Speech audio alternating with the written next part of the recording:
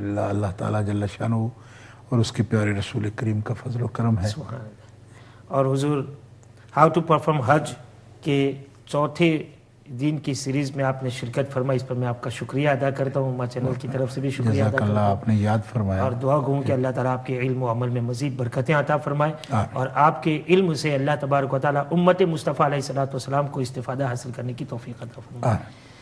حضرات گرامی، ہمارے دوسرے مہمان گرامی قدر حضرت علامہ مولانا محمد یونس مصباحی صاحب قبلہ کی خدمت میں بھی ہدیہ سلام اور ہدیہ تشکر پیش کرتے ہیں۔ مسلسل آپ نے آج چوتھے دن میں بھی شرکت فرمائی ہے، تو آئیے حضرت کی خدمت میں بھی ہدیہ سلام عرض کرتے ہیں۔ السلام علیکم ورحمۃ اللہ تعالیٰ وبرکاتہ۔ وعلیکم السلام ورحمۃ اللہ وبرکاتہ۔ حضرت خیریت سے ہیں؟ الحمدللہ۔ حج کے چوتھے دن کی سیریز میں بھی آپ نے شرکت فرمائی، آپ کا تہہ دل سے شکریہ ادا کرتا ہوں، اور دعا گوں کہ اللہ تعالیٰ مزید آپ کے علم و عمل میں برکتیں عطا فرمائے، اور امت مصطفیٰ علیہ الصلوۃ والتسلیم کو استفادہ حاصل کرنے کی توفیق عطا فرمائے۔ حضرات گرامی، دونوں علماء کرام کی خدمت میں ہم نے ہدیہ سلام بھی عرض کیا، ہدیہ تشکر بھی عرض کیا، اور آپ کی دعائیں بھی ہم نے لی۔ یقیناً آپ نے علماء کرام کی زیارت سے اپنے آپ کو مشرف کیا۔ اب آئیں، میں سب سے پہلے شیر اہل سنت، مناظر اہل سنت، نائب رسول، آل رسول حضرت علامہ مولانا پیر سید عرفان شاہ صاحب مشہدی دامت برکاتہم القدسیہ کی خدمت میں سب سے پہلے میں مینا، مزدلفہ اور عرفات کے مقامات کے سلسلے میں حضرت سے مختصر گفتگو سماعت فرماتے ہیں، تاکہ ہمارے ناظرین کو بھی پتہ چلے اور زائرین حرمین شریفین کو خاص طور سے ان تمام چیزوں کا علم حاصل ہو جائے، اور ان مقامات کی اہمیت کو سمجھ سکیں، اور وہاں پر جی لگا کر کے اپنے رب کی بارگاہ میں سجدہ ریز ہو کر اپنے رب کو منانے میں اور رب کی رضا حاصل کرنے میں لگ جائیں۔ تو حضور، میں مناسب سمجھتا ہوں کہ ان باتوں پر بسم اللہ الرحمن الرحیم، رب اشرح لی صدری ویسر لی امری واحلل عقدۃ من لسانی یفقہوا قولی۔ الحمدللہ الذی لا مانع لحکمہ ولا ناقض لقضائہ، والصلاة والسلام علی سید انبیائہ وسند اولیائہ واحبابہ المعارضین لأعدائہ، اما بعد فاعوذ باللہ من الشیطان الرجیم، بسم اللہ الرحمن الرحیم۔ وَلِلَّهِ عَلَى النَّاسِ حِجُّ الْبَيْتِ مَنِ اسْتَطَاعَ إِلَيْهِ سَبِيلًا وَمَنْ كَفَرَ فَإِنَّ اللَّهَ غَنِيٌّ عَنِ الْعَالَمِينَ صدق اللہ العظیم۔ الصلاۃ والسلام علیک یا رسول اللہ وعلی آلک واصحابک یا حبیب اللہ۔ الصلاۃ والسلام علیک یا رحمۃ للعالمین وعلی آلک واصحابک یا خاتم النبیین۔ مولاي صل وسلم دائما ابدا علی حبیبک خیر الخلق کلہم، محمد سید الکونین والثقلین والفریقین من عرب ومن عجم، فاق النبیین فی خلق وفی خلق ولم یدانوہ فی علم ولا کرم۔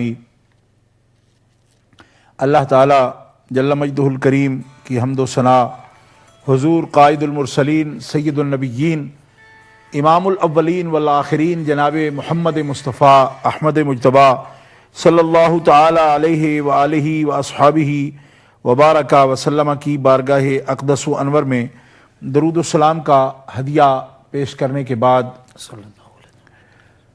معزز و محترم ناظرین و سامعین، حج کے مبارک پروگرام میں حضرت علامہ محمد ادریس رضا صاحب کی نگرانی میں آج جو پروگرام پیش کیا جا رہا ہے، اس میں انہوں نے احکر کو حج کے ارکان میں سے اور حج کے واجبات میں سے خاص 3 باتیں، 3 مقامات، ان کے بارے میں بیان کرنے کا حکم فرمایا۔ چونکہ یہ ایک سیریل ہے، ایک سلسلہ ہے، اور حج کے احکامات کی تفصیلات ہیں، آج کے پروگرام میں خاص طور پر حج کے مخصوص جو 3 مقامات ہیں ان کے بارے میں ہی بیان کرنے کا انہوں نے حکم فرمایا ہے۔ اختصار کے ساتھ، چونکہ میں آج پہلے دن حاضر ہوا ہوں، قرآن مقدس میں اللہ تعالیٰ جل شانہ نے حج کے بارے میں جو حکم فرمایا ابتدا قرآن پاک کی آیت سے کرتا ہوں، پھر انشاءاللہ آپ نے جو حکم فرمایا اسی کے بارے میں خاص حصے کے بارے میں ہی کچھ عرض کروں گا۔ حج کی فرضیت قرآن پاک کے حکم سے ثابت ہے، جیسا اللہ احکم الحاکمین جل وعلا کا فرمان ہے، وَلِلَّهِ عَلَى النَّاسِ حِجُّ الْبَيْتِ مَنِ اسْتَطَاعَ إِلَيْهِ سَبِيلًا، اللہ کی خاطر بیت اللہ کا حج لوگوں پر فرض ہے، ان لوگوں پر جو استطاعت رکھتے ہوں اس کے گھر تک پہنچنے کی۔ سبحان اللہ۔ تو اللہ احکم الحاکمین جل وعلا نے قرآن مقدس میں اس آیت کریمہ میں بیت اللہ شریف کے حج کی فرضیت کا بیان فرمایا، اور نص قطعی کے ساتھ یہ عبادت جو ہے ان بندوں پر فرض فرمائی گئی جن کے پاس استطاعت ہے، یعنی زیادہ راہ ہو جن کے پاس، اور مکہ مکرمہ تک وہ اپنے خرچ کے ساتھ پہنچ سکتے ہوں، اور ضروریات سے زائد ان کے پاس یہ مال ہو، تو زندگی میں ایسے عاقل بالغ مسلمان پر ایک مرتبہ حج جو ہے وہ فرض ہے۔ سبحان اللہ، بہت خوب۔ اب حصول برکت کے لیے صرف ایک حدیث پاک بھی پیش کرتا ہوں۔ سبحان اللہ، سبحان اللہ۔ عن ابی ہریرہ قال قال رسول اللہ صلی اللہ علیہ وسلم من حج للہ فلم یرفس ولم یفسق رجع کیوم ولدتہ امہ۔ امام مسلم، امام بخاری، امام ترمذی، امام نسائی، امام ابن ماجہ اور سنن دارمی میں یہ حدیث پاک اتنے ائمہ اجلہ اکابر ائمہ حدیث نے اس حدیث پاک کو روایت کیا اور تخریج فرمائی اس کی، اور حضرت ابو ہریرہ رضی اللہ تعالی عنہ روایت کرتے ہیں کہ رسول اللہ صلی اللہ علیہ وسلم نے فرمایا، جس نے حج کیا اور بد زبانی اور گناہ نہیں کیا، وہ حج سے واپس جب لوٹے گا تو یعنی حج کے ارکان کی اور واجبات سنن مستحبات کی تکمیل جب کر چکے گا تو اس کی روحانی حالت اس طرح ہو جائے گی کہ جیسے گناہوں سے وہ اس طرح پاک ہو جائے گا کہ جیسے کیوم ولدتہ امہ، جیسے اس کی ماں نے اسے جنا تو وہ گناہوں سے پاک تھا، اس طرح حج کے ارکان، فرائض، واجبات، مستحبات، سنن کی تکمیل کے بعد وہ بندہ گناہوں سے اس طرح پاک ہو جاتا ہے جیسے کہ ماں نے اسے آج ہی جنم دیا۔ سبحان اللہ، سبحان اللہ، بہت خوب۔ تو اس ابتدائی گفتگو کے بعد چونکہ اس بارے میں زیادہ تفصیل کے ساتھ میں اس لیے بھی عرض نہیں کر سکتا کہ چونکہ اس کی تفصیل بزرگ پہلے پروگراموں میں جو حضرات علماء کرام تشریف لائے ہیں یقیناً وہ بیان فرما چکے ہیں، اس لیے آپ کے سوال کی طرف متوجہ ہوتا ہوں، اور اس کی بھی ابتدا میں حدیث مبارکہ سے انشاءاللہ العزیز کروں گا کہ عن عمرو بن شعیب عن ابیہ عن جدہ ان النبی صلی اللہ علیہ وسلم قال خیر الدعاء دعاء یوم عرفۃ سبحان اللہ۔ وخیر ما قلت انا والنبیون من قبلی لا الہ الا اللہ وحدہ لا شریک لہ لہ الملک ولہ الحمد وہو علی کل شیء قدیر۔ سبحان اللہ۔ امام ترمذی رحمہ اللہ نے اس حدیث پاک کی تخریج فرمائی اور حدیث پاک کو اپنی جامع میں اس کو نقل فرمایا۔ حضرت عمر بن شعیب اپنے والد سے اور وہ دادا سے روایت کرتے ہیں کہ نبی کریم صلی اللہ تعالی علیہ وسلم نے فرمایا، بہترین دعا عرفہ کے دن کی دعا ہے۔ سبحان اللہ۔ میں نے جو کچھ کہا ہے اور مجھ سے پہلے نبیوں نے کہا ہے اس میں سے سب سے بہتر یہ ہے، یعنی یہ جو دعا آپ نے فرمائی تو نبی کریم علیہ الصلوۃ والسلام کے کلمات مبارکہ یہ ہیں کہ میں نے بھی اور مجھ سے پہلے نبیوں نے بھی جو سب سے بہتر دعا اس مقام پر فرمائی ہے، جو آپ نے تفصیل کے موقع پر اشارہ کیا تھا کہ کیا پہلے انبیاء بھی یہاں تشریف لائے ہیں، سرکار اس کی نشاندہی فرما رہے ہیں کہ عرفہ میں سب سے بہترین دعا کا مقام اور دن وہ عرفہ کا دن ہے، سبحان اور عرفہ کی دعا سب سے بہتر دعا ہے، اور وہ کون ہے؟ فرمایا میں نے بھی اور مجھ سے پہلے نبیوں نے بھی جو سب سے بہتر دعا کی ہے وہ یہی ہے کہ لا الہ الا اللہ وحدہ لا شریک لہ لہ الملک و لہ الحمد وہو علی کل شیء قدیر۔ اللہ کے سوا کوئی معبود نہیں، وہ اکیلا ہے، اس کا کوئی شریک نہیں، اسی کا ملک ہے اور اسی کا ملک ہے، اسی کی تعریف ہے، اور وہ ہر چاہت پر قادر ہے۔ سبحان اللہ، بہت خوب۔ اور حضرت عائشہ صدیقہ رضی اللہ تعالی عنہ ام المومنین صدیقہ کائنات مجتہدہ امت، آپ نے اس حدیث پاک کو روایت کیا، فرماتی ہیں قالت ان رسول اللہ صلی اللہ علیہ وسلم قال ما من یوم اکثر من ان یعتق اللہ فی عبدا من النار من یوم عرفتا وانه لیدنو ثم یباہی بہم الملائکہ فیقول ما اراد ہؤلاء۔ امام مسلم رحمہ اللہ تعالی نے اور امام نسائی رحمہ اللہ تعالی نے اور امام ابن ماجہ رحمہ اللہ تعالی نے اپنی اپنی صحیح اور اپنی اپنی سنن میں اس حدیث مبارکہ کو نقل فرمایا۔ حضرت عائشہ صدیقہ رضی اللہ تعالی عنہ فرماتی ہیں کہ رسول اللہ صلی اللہ علیہ وسلم نے فرمایا عرفہ کے دن سے زیادہ کوئی دن ایسا نہیں جس میں اللہ بندوں کو آگ سے نجات دیتا ہو، یعنی بندوں کو آگ سے رہائی ملے، جہنم سے رہائی ملے، کوئی دن بھی ایسا نہیں کہ جس کی برکتیں آگ سے جہنم سے آزادی کے لیے عرفہ کا مقابلہ کر سکیں۔ یعنی عرفہ کا دن سب سے زیادہ اس کام میں کہ بندوں کو اللہ تعالی جہنم سے آزاد فرماتا ہے، عرفہ کا دن نجات دینے والا ہے، وہ قریب ہوتا ہے اور پھر فرشتوں کے سامنے فخر کرتا ہے اور پوچھتا ہے کہ ان سب نے کیا ارادہ کیا ہے۔ تو اس حدیث مبارکہ میں یعنی آج کے دن جو عرفہ میں لوگ جمع ہیں کیا مانگتے ہیں، سبحان اللہ، ان کی طلب کیا ہے؟ تو سب خدا کی بڑائی بول رہے ہیں، اللہ کے حضور حاضری کے لیے لبیک اللہم لبیک لبیک لا شریک لک لبیک، اور پھر ورد کیا ہے لا الہ الا اللہ وحدہ لا شریک لہ لہ الملک و لہ الحمد وہو علی کل شیء قدیر، جیسا کہ پہلی حدیث مبارکہ میں ذکر ہوا۔ تو اس میں عرفہ کی اہمیت سرکار نے بیان فرمائی۔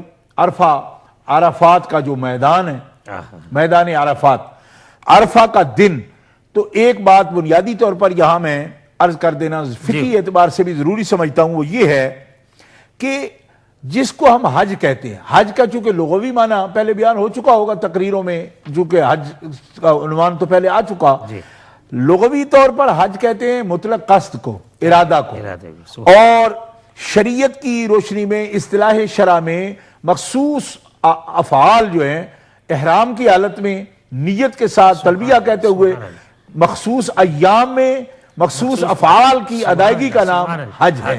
تو لیکن کہنا یہ ہے کہ، اور یہ بات بہت ہی قابل توجہ ہے، سب سے زیادہ جو حجاج کرام سفر کر رہے ہیں، حج کے لیے جانے کا ارادہ کر چکے، ان کو بتانا چاہتا ہوں کہ اگر حج کی مقدس عبادت جو بدنی اور مالی عبادتوں کی جامع عبادت ہے کہ اس میں بدنی طور پر کوشش بھی کرنی پڑتی ہے اعضاء و جوارح سے اور مال بھی خرچ ہوتا ہے، اچھا اس مقدس عبادت کا سب سے اہم فرض جو ہے، سب سے اہم فرض وہ وقوف عرفہ ہے۔ کیا کہنا، بہت خوب۔ اس لیے کہ اس کے برابر کا دوسرا جو فرض ہے وہ ہے طواف زیارت، کیا کہنا، اس کے برابر کا، لیکن ایک اعتبار سے اس سے بھی زیادہ اہم وقوف عرفہ ہے۔ اس کی وجہ یہ ہے کہ وقوف عرفہ اپنے دن اور وقت کے تعین کے اعتبار سے طواف زیارت سے بھی زیادہ اہم ہے، کیونکہ طواف زیارت کے لیے اس کا الٹرانیٹ جو ہے متبادل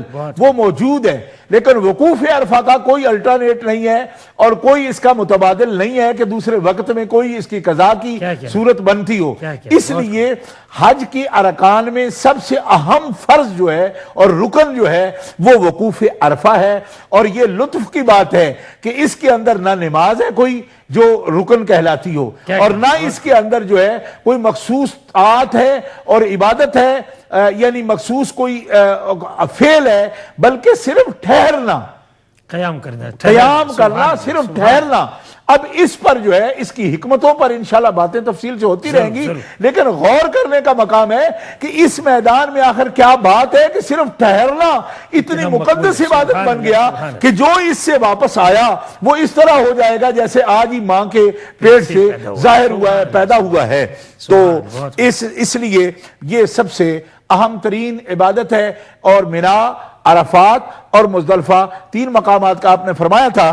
تو عرفہ کے بارے میں 2 احادیث یہ میں نے پیش کی، تیسری حدیث مبارکہ اگر وقت ہو تو میں پیش کروں یا پھر مولانا کی طرف سے حضرت جو ہے وہ دوسرے 2 مقامات کا ذکر فرمائیں گے۔ اچھا، تو میں اس پر تھوڑا سا مزید احادیث مبارکہ کی روشنی میں اس پر عرض کیے دیتا ہوں۔ حضرت عباس بن مرداس رضی اللہ تعالی عنہ روایت کر رہے ہیں، ان رسول اللہ صلی اللہ تعالی علیہ وسلم دعا لامتہ عشیۃ عرفۃ بالمغفرۃ فاجیب انی قد غفرت لهم ما خلا الظالم فانی آخذ للمظلوم منه قال ای ربی ان شئت آتیت المظلوم من الجنۃ وغفرت للظالم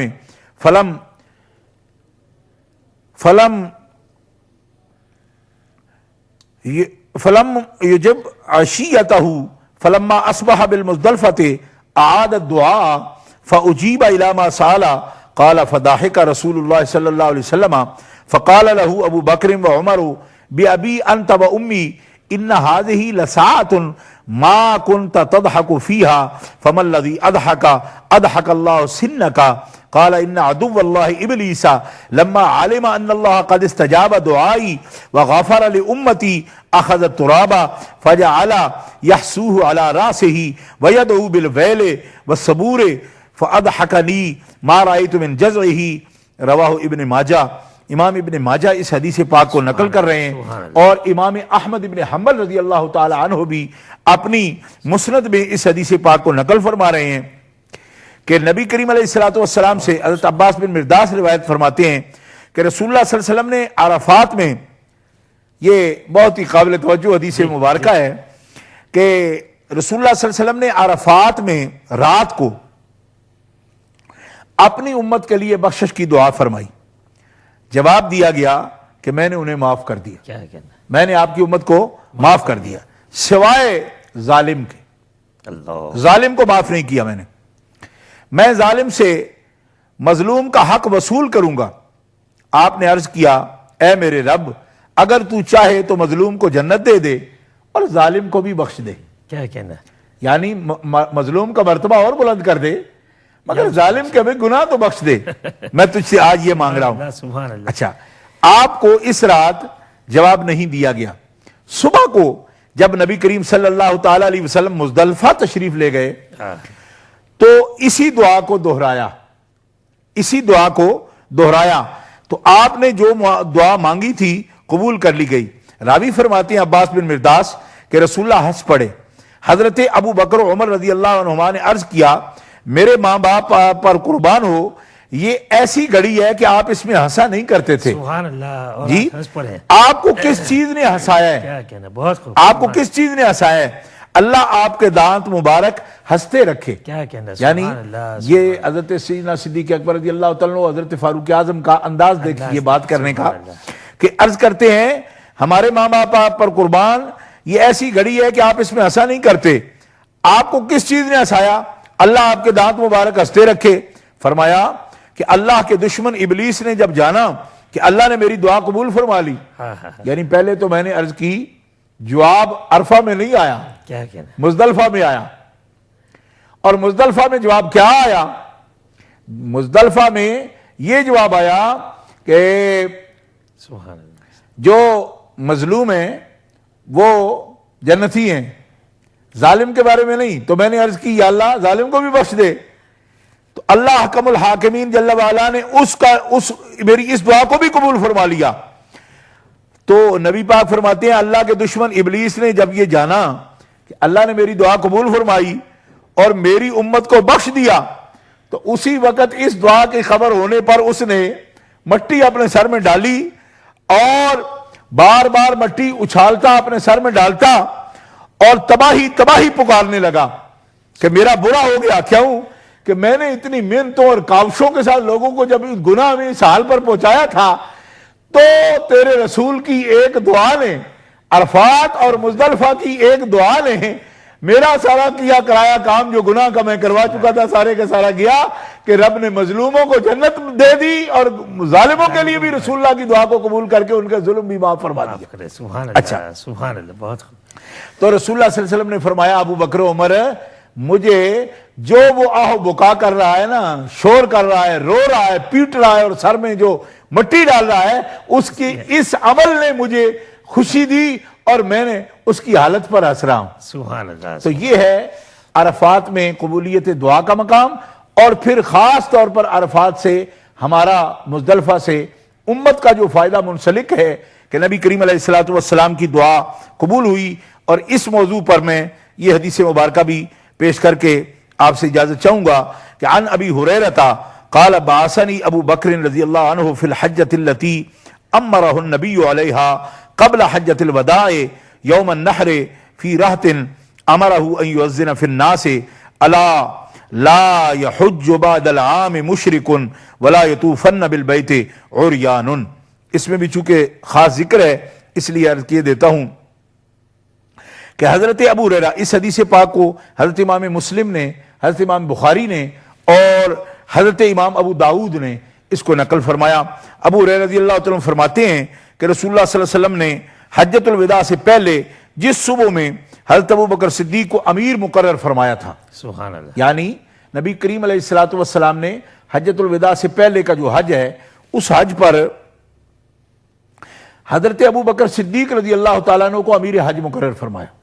سبحان اللہ، یعنی یہ دو علامات ہیں حضرت ابو بکر صدیق کے مسلمانوں کے امام ہونے کی، سبحان کہ آپ نے اپنے قائم مقام اپنی حیات مبارکہ میں حج کا امیر حج حضرت ابو بکر صدیق کو مقرر فرمایا، بے شک، اور اسی طرح اپنی حیات مبارکہ میں سیدنا ابو بکر صدیق رضی اللہ تعالیٰ عنہ اپنے مصلی امامت پر کھڑا کیا سبحان ہے، اللہ، اور 17 نمازیں نبی کریم علیہ السلام کی حیات مطہرہ میں حضرت ابو بکر صدیق نے آپ کے مصلی پر، نبی پاک صلی اللہ تعالیٰ علیہ وسلم کے مصلی پر کھڑے ہو کر امت کو جماعت کرائی ہے اور حضور کے حکم سے کرائی ہے۔ سبحان اللہ، اور یہ حجۃ الوداع سے پہلے کا جو حج ہے اس میں بھی رسول اللہ صلی اللہ علیہ وسلم نے حضرت ابو بکر صدیق کو امیر حج مقرر فرمایا۔ اس میں حضرت ابو بکر نے مجھے قربانی کے دن لوگوں میں اعلان کرنے کے لیے بھیجا، تو یہ بھی منا کا ذکر آ گیا کہ قربانی کے دن لوگوں میں اعلان کرنے کے لیے بھیجا کہ خبردار، رسول اللہ صلی اللہ علیہ وسلم کا یہ حکم ہے کہ اس سال کے بعد کوئی مشرک حج نہیں کرے گا اور کوئی ننگا بیت اللہ کا طواف نہیں کرے گا۔ یہ اعلان جو ہے یہ حدیث مبارکہ میں اس طرح بھی آیا، یہ حدیث بھی امام مسلم نے، امام بخاری نے اور امام ابو داؤد نے نقل فرمائی ہے، لیکن احادیث مبارکہ میں یہ بھی آتا ہے کہ یہ اعلان سب سے پہلے نبی کریم علیہ السلام نے حضرت مولا علی شیر خدا کرم اللہ تعالیٰ وجہ الکریم کو سورہ برات، جس میں یہ حکم ہے توبہ، سورۃ توبہ برات من اللہ ورسولہ، اس کے پڑھنے کا، اس کی آیتیں پڑھنے کا حکم فرمایا، جس میں مشرکوں کو حج سے منع کرنے کا حکم آیا اور ننگا بیت اللہ کا طواف کرنے سے منع کرنے کا۔ اور مولا علی شیر خدا کرم اللہ تعالیٰ وجہ الکریم جب پہنچے حضرت ابو بکر صدیق کے پاس اور کہا کہ مجھے رسول اللہ نے یہ حکم فرمایا ہے، بعد میں آپ تشریف لائے حضرت علی المرتضیٰ رضی اللہ تعالیٰ، اور مجھے رسول اللہ نے یہ حکم فرمایا کہ میں اعلان کروں، تو آپ نے عرض کی، آپ نے جب حضور کے قاصد کی حیثیت سے آپ نے یہ عرض کیا کہ علی کیا مجھے معزول کیا گیا ہے کہ آپ امیر حج ہیں؟ فرمایا نا، نبی کریم علیہ السلام نے مجھے صرف اس اعلان کا حکم فرمایا امیر حج آپ ہی ہیں، یہ مجھے آپ نے حکم فرمایا کہ امیر حج ابو بکر ہی ہے، ابو بکر ہی خطبہ دیں گے اور ابو بکر ہی تمام ارکان میں امامت کریں گے ملت کی، نماز میں بھی، خطبہ حج میں بھی، سب کاموں میں وہی امامت کریں گے، صرف یہ حکم سنانے کے لیے۔ تو یہ حکم پہلے سورہ توبہ حضرت مولا علی شیر خدا نے ہی تلاوت کی، لیکن یہ حدیث پاک سے یہ بھی معلوم ہوا کہ پھر مختلف حج کے اندر جو مطلب منا میں، مزدلفہ میں اور عرفہ میں مختلف جگہ پہ جو خیمے لگے ہوئے ہیں، اس میں جا جا کے بھی صحابہ کرام نے سب کو یہ احکام جو ہیں یہ سنائے ہیں۔ اس سے یہ معلوم ہوتا ہے کہ مولا علی جب بیان فرما چکے تو پھر صحابہ اس خدمت کو بجا لائے اور جا جا کے مختلف جگہ پہ وہ حکم سنایا جو حکم نبی کریم علیہ الصلوۃ والسلام نے مولا علی کے ذریعہ پیغام جو پہنچوایا تھا اور سورہ برات توبہ کی تلاوت کا حکم فرمایا تھا، صحابہ کرام نے اس کو پیش کیا۔ تو اس اعتبار سے ان احادیث میں منا کا بھی مزدلفہ کا بھی اور عرفہ کا بھی ذکر بھی آیا، اس کے فضائل بھی. انشاءاللہ آئندہ جب آپ پوچھیں گے تو مسائل کے بارے میں. بہت خوب، ماشاءاللہ. حضرات محترم، آپ نے سماعت فرمایا. یقیناً علم کا دریا بہہ رہا تھا اور آپ جو ہے اس سے سیراب ہو رہے تھے. یقیناً آپ نے جو قرآن پاک کی روشنی میں اور احادیث مصطفیٰ جان رحمت علیہ السلام کی روشنی میں سماعت فرمایا. عرفات کا مقام کتنا بلند و بالا ہے، مزدلفہ کا بھی اور ساتھ میں مینا کا مقام بھی، جس میں حضرت مولا کائنات شیر خدا رضی اللہ تبارک و تعالی عنہ مصطفیٰ جان رحمت علیہ السلام کی جانب سے قاصد بن کر تشریف لائے اور آپ نے اعلان فرمایا، جس کا تذکرہ آپ نے سماعت فرمایا. اب آئیں حضرت علامہ مولانا محمد یونس مصباحی صاحب کی خدمت میں عرض کرتے ہیں کہ آپ بھی مزید ان باتوں میں روح پیدا فرما دیں تاکہ ہمارے ناظرین اس سے اور بھی زیادہ لطف اندوز ہو کر کے ان تمام باتوں کو سنیں اور اس سے استفادہ حاصل کریں. بسم اللہ الرحمن الرحیم. نحمدہ ونصلی علی رسولہ الکریم وعلی آلہ واصحابہ اجمعین. اما بعد فاعوذ باللہ من الشیطان الرجیم. بسم اللہ الرحمن الرحیم. والفجر ولیال عشر والشفع والوتر. صدق اللہ مولانا العظیم. مولانا ادریس رضا قادری صاحب، میں آپ کا شکر گزار ہوں اور حضرت مناظر اسلام کا بھی کہ مجھے ان کے ساتھ بیٹھ کر کے کچھ معروضات پیش کرنے کا موقع عنایت ہوا. اللہ تعالیٰ مجھے حق کہنے، سب کو حق سننے، اس پر عمل کرنے کی توفیق عطا فرمائے. آمین. جو حج کے ذوالحجہ کے 10 دن ہیں وہ بہت ہی متبرک اور فضیلت یافتہ ایام میں شمار ہوتے ہیں، چونکہ قرآن کریم میں اللہ تبارک و تعالی نے ان دنوں کی قسم کو یاد فرمایا ہے کہ والفجر ولیال عشر والشفع والوتر. تو اس میں اللہ تبارک و تعالی نے 200 دن اور 200 راتوں کو طاق اور جفت سب کو یاد فرمایا، سب کی قسم یاد فرمائی. اور جب رب تبارک و تعالی کسی چیز کو بطور قسم کے ذکر فرماتا ہے تو یہ اس چیز کی افضلیت کی طرف اشارہ ہوتا ہے. سبحان اللہ. تو ذوالحجہ کے 10 دنوں کی بہتری اور اس کی فضیلت کی طرف قرآن پاک میں اس طریقے سے اشارہ فرمایا گیا ہے. حج کے مہینوں میں جو سب سے بہتر دن ہے وہ ذوالحجہ کے 10 دن ہیں، اور ذوالحجہ کے مہینے میں جو سب سے بہتر دن ہے وہ عرفہ کا دن ہے کہ اسے سال کے تمام دنوں کے اوپر فضیلت حاصل ہے.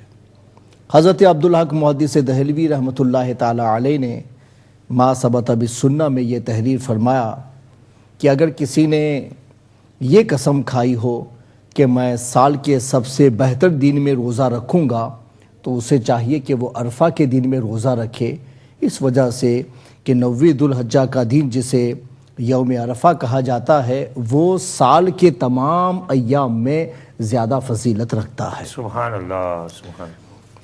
کل ہم لوگوں نے حج تمتع کرنے والوں کے سلسلے میں یہ بیان کیا تھا کہ ان کو سب سے پہلے عمرہ کر لینا ہے، اور عمرہ کے بارے میں ہم لوگوں نے جو تشریح کی تھی اس کا تھوڑا سا مختصر اور اجمال میں پیش کر رہا ہوں کہ عمرہ میں ان کو یہی کرنا ہے کہ وہ حالت احرام میں جو جاتے ہیں، جا کر کے انہیں سب سے پہلے عمرہ کی نیت سے طواف کرنا ہے. 7 چکر طواف ان کا مکمل ہو جائے تو اس کے بعد میں انہیں 2 رکعت نماز ادا کرنی ہے، زمزم شریف پینا ہے.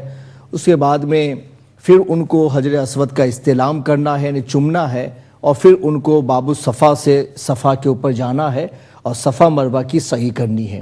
اور صفا مروہ کی سعی ان کی مکمل ہو جائے تو اس کے بعد میں ان لوگوں کو وہاں سے ہٹ کر کے اپنے بال کٹوا لینے ہیں. وہ جو قصر وغیرہ اور دونوں کا طریقہ بھی بتا دیا گیا تھا. تو یہ عمرہ مکمل ہو جاتا ہے. ان میں جو کچھ پڑھا جاتا ہے وہ یا تو مستحب ہے یا سنت ہے، لیکن ضرورت میں کچھ بھی نہیں آتا ہے سوائے تلبیہ کے. وہ بھی تلبیہ سے ذکر اللہ ہے، تو اگر تلبیہ نہ بھی آتا ہو تو ذکر اللہ سے کام چل جاتا ہے. لیکن چونکہ حضور اکرم علیہ الصلوۃ والتسلیم کا حج کے دنوں میں یا عمرہ کی غرض سے جانے میں سب سے بہتر جو ذکر تھا تو وہ احرام میں آنے کے بعد میں تلبیہ پڑھنا تھا، کہ جب بھی حضور اکرم علیہ الصلوۃ والتسلیم تلبیہ پڑھتے تھے تو 3 بار پڑھتے تھے، اور اس کے بعد میں جو عمرہ میں تلبیہ کا مقام ہے تو جیسے ہی آدمی طواف کے لیے پہنچے اور حجر اسود کے پاس جائے تو وہاں سے اس کا تلبیہ ختم، پھر تلبیہ کا ذکر نہیں، پھر دوسرے ذکر پڑے گا۔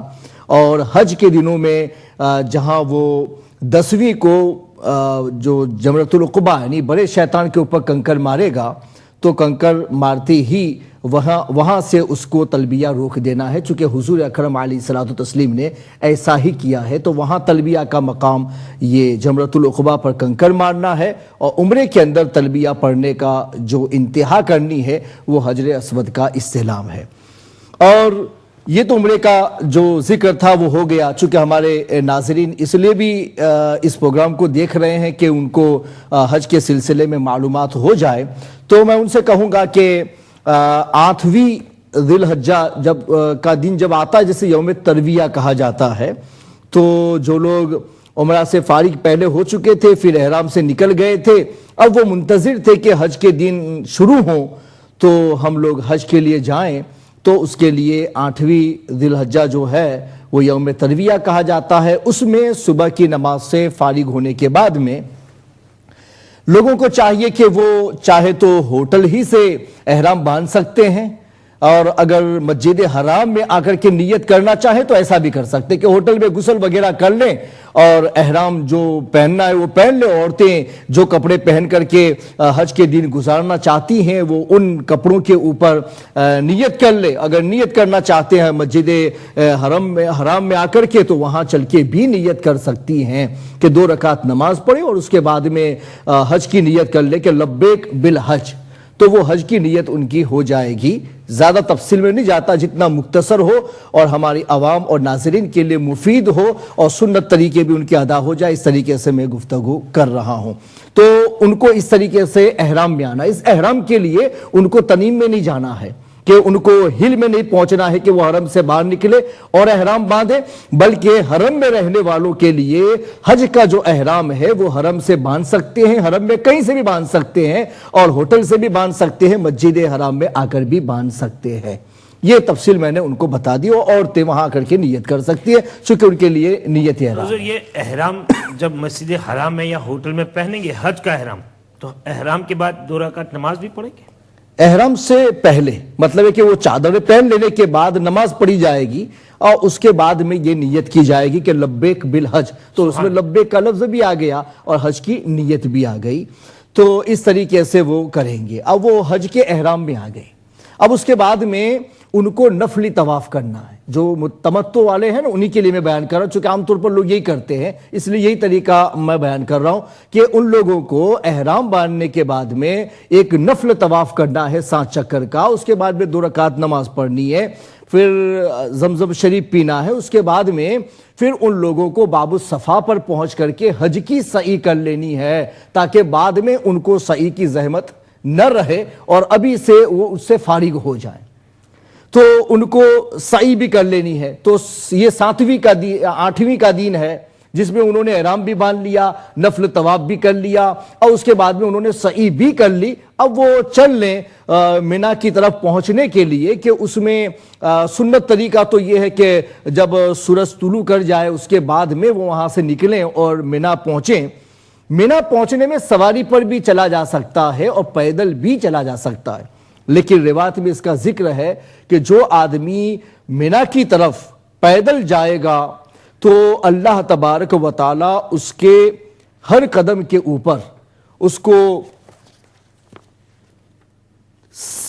ہر قدم کے اوپر اس کو 7 کروڑ نیکیاں عطا فرمائے گا۔ سبحان اللہ، سبحان اللہ، ہر قدم کے ہر اوپر قدم پر جی، تو 10 ملین ہو تو 1 کروڑ ہوتا ہے، تو 70 ملین 70 मिलियन नेकियां एक कदम के ऊपर मिलेंगी। सुभान अल्लाह। और वहां से लेकर के जब तक वो फिर मस्जिद हराम में वापस ना आए वहां तक, यानी उसके बाद में मिना गया, मिना से अरफात गया, वहां से मुजदलिफा गया, वहां मुजदलिफा से फिर मिना में आया और मिना से फिर वो यहां पहुंचेगा, तो उसमें जितने भी कदम वो चला है हर कदम के ऊपर उसको 70 मिलियन नेकियां अल्लाह तबारक व तआला की बारगाह से अता की जाएगी। तो जिससे बन सके तो उसको ऐसा भी करना चाहिए। फिर वो मिना में पहुंचेंगे तो मिना में जोहर की नमाज, असर की नमाज, मगरिब की नमाज, इशा की नमाज और फजर की नमाज, यानी 5 नमाजें वहां पढ़नी है। क्योंकि सरवर आलम सल्लल्लाहु अलैहि वसल्लम ने हज्जतुल विदा किया था, तो इसी तरीके से सरवर आलम सल्लल्लाहु अलैहि वसल्लम ने अमल फरमाया था कि आप मिना में तशरीफ ले गए और आपने जोहर से लेकर के दूसरे दिन फजर की नमाज तक आपने अदा फरमाई। और उसके बाद में जब सूरज तुलू करने के करीब आए तो उसके बाद में उनको मैदान अरफात में आने के लिए इंतजाम करना है। ये नबी का सूरज, जी, 90 का दिन हो जाएगा तो वो मैदान अरफात के लिए तशरीफ लाएंगे। और मैदान अरफात में पूरा मैदान अरफा ये वकूफ की जगह है। हुजूर अकरम अलैहिस्सलातु वस्सलाम ने फरमाया कि जिसको जहां जगह मिल जाए वहां वकूफ करे। और मस्जिद नबरा में पहुंचे तो ठीक है, और जबल रहमत से करीब हो तो और भी अच्छा है, लेकिन ना हो तो मैदान अरफात में जहां भी ठहरेंगे तो वो वकूफ अरफा उसका मान लिया जाएगा। उसका जो सुन्नत तरीका है वो ये है कि जोहर के वक्त यानी जवाल से पहले वहां पहुंच जाए। इस जवाल के बाद से इसका वक्त शुरू होता है, वहां वकूफ अरफा का उससे पहले नहीं हो सकता है, जवाल से शुरू होता है। जवाल से लेकर के मगरिब तक का जो वक्त है तो मगरिब तक में आदमी को वहां पहुंच जाना ये वाजिब है, ये वकूफ वाजिब में जाएगा। मुतलक वकूफ फर्ज के अंदर है कि वो जवाल के बाद से लेकर के 10वीं की सुबह तक में, बिफोर सुबह नमूदार होने से पहले भी 1 सेकंड के लिए कोई आदमी वहां से गुजर जाए तब भी उसका वकूफ मान लिया जाएगा, उसका फर्ज अदा हो जाएगा। अगरचे उसने चंद वाजिबात को तर्क किया है लेकिन बहरहाल उसका फर्ज अदा हो जाएगा। लेकिन वाजिब जो है वो मगरिब तक यहां ठहरना है। और मैदान अरफात में सबसे ज्यादा जो लोगों के लिए पसंदीदा चीज है वो यहां जिक्र अस्कार और दुआ के अंदर मशगूल होना है। चूंकि हुजूर अकरम अलैहिस्सलातु वस्सलाम ने यहां दुआ मांगी, हुजूर पाक की दुआ यहां कबूल हुई। हजरत ने जैसा कि हदीस बयान फरमाई कि हुकूकुल इबाद के सिलसिले में और जुल्म के मामले में रसूल अकरम अलैहिस्सलातु वस्सलाम ने मांग की कि मेरी उम्मत के वो गुनाह भी माफ कर दिए जाए, तो अल्लाह तबारक व तआला ने अरफा में तो उसको कबूल नहीं फरमा, लेकिन मुजदलिफा में जब हुजूर अकरम अलैहिस्सलातु वस्सलाम पहुंचे तो सुबह के वक्त में हुजूर पाक अलैहिस्सलातु वस्सलाम की ये दुआ भी कबूल कर ली गई। तो वकूफ मुजदलिफा भी दुआ की कबूलियत की जगह है और वकूफ अरफा भी दुआ की मकबूलियत की जगह है। तो लोगों को लायानी बातों में नहीं लगना चाहिए, बल्कि जिक्र अस्कार में रहते हुए दुआ में सबसे ज्यादा घिरियाव जारी करनी चाहिए। इसमें एक बात ये भी हिकमत भी है ना कि एक दुआ वहां कबूल हुई, एक दुआ यहाँ कबूल हुई, तो ये दोनों मकामात को बताना मकसूद था कि दोनों मकामात पर दुआ कबूल होती है और दोनों जगह पर ठहरना है। चूंकि कुरैश के लोग हैं ना, वो लोगों से अपने आप को मुमताज समझते थे, इसलिए जहां अरब के लोग ठहरते थे वहां ये ठहरना अपने लिए क्या है वो तजलील का बाइस समझते थे, इसलिए वो लोग वहां नहीं ठहरते थे, वो डायरेक्ट मुजदलिफा में जाते थे, वकूफ अरफा करते ही नहीं थे। तो सरवर आलम सल्लल्लाहु अलैहि वसल्लम ने वकूफ अरफा भी किया और उसके बाद वकूफ मुजदलिफा भी किया और ये बताया कि ऐसा कोई इम्तियाज नहीं है, यहां भी ठहरा जाएगा, ये फर्ज है, और वकूफ मुजदलिफा ये वाजिब है।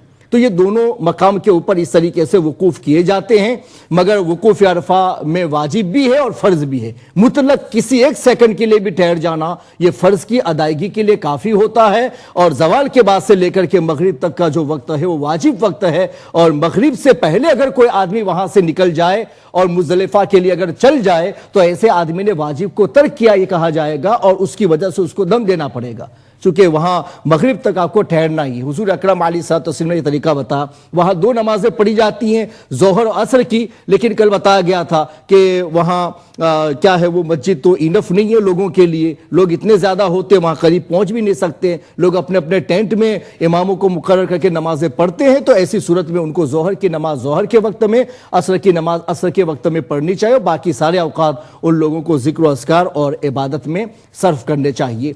तो ये मैंने तरीका जो बताया है वो तरीका तमत्तो करने वालों के लिए था कि 8वीं को मिना में रुकना है, 90 کو ان کو عرفات میں آنا ہے، 90 کی مغرب جب کی نماز مغرب ہو جائے تو نماز ادا نہیں کرنی ہے، مغرب کی نماز ان کو مزدلفہ ہی میں پڑھنی ہے، یہی طریقہ ہے۔ حضور اکرم علیہ الصلوۃ والتسلیم نے عطا فرما راستے میں بھی نہیں پڑھ سکتے ہیں، ہاں بالکل نماز قضا ہو رہی ہو اور کوئی اتنا آدمی پریشانی میں مبتلا ہے، کوئی ایکسیڈنٹ ہو گیا ہے کہ گاڑیاں جا ہی نہیں رہی ہیں اور سب کیا ہے راستے جام ہو گئے ہیں، تو ایسی مجبوری میں پھر پڑھ سکتے، ورنہ مجبوری نہ ہو تو جب تک مزدلفہ میں نہ پہنچے وہاں تک نماز نہیں پڑھی جا سکتی ہے۔ کوئی آدمی مغرب کے وقت میں پہنچ جائے تو اسے بھی نماز ادا نہیں کرنی ہے، وہ نماز عشاء کے وقت ہی میں پڑھی جائے گی، مغرب اور عشاء کی نماز عشاء کے وقت میں پڑھی جائے گی، یہ چاہے اکیلے پڑھے جماعت کے ساتھ پڑھے، سب کے لیے یہی لازمی قرار دیا گیا ہے۔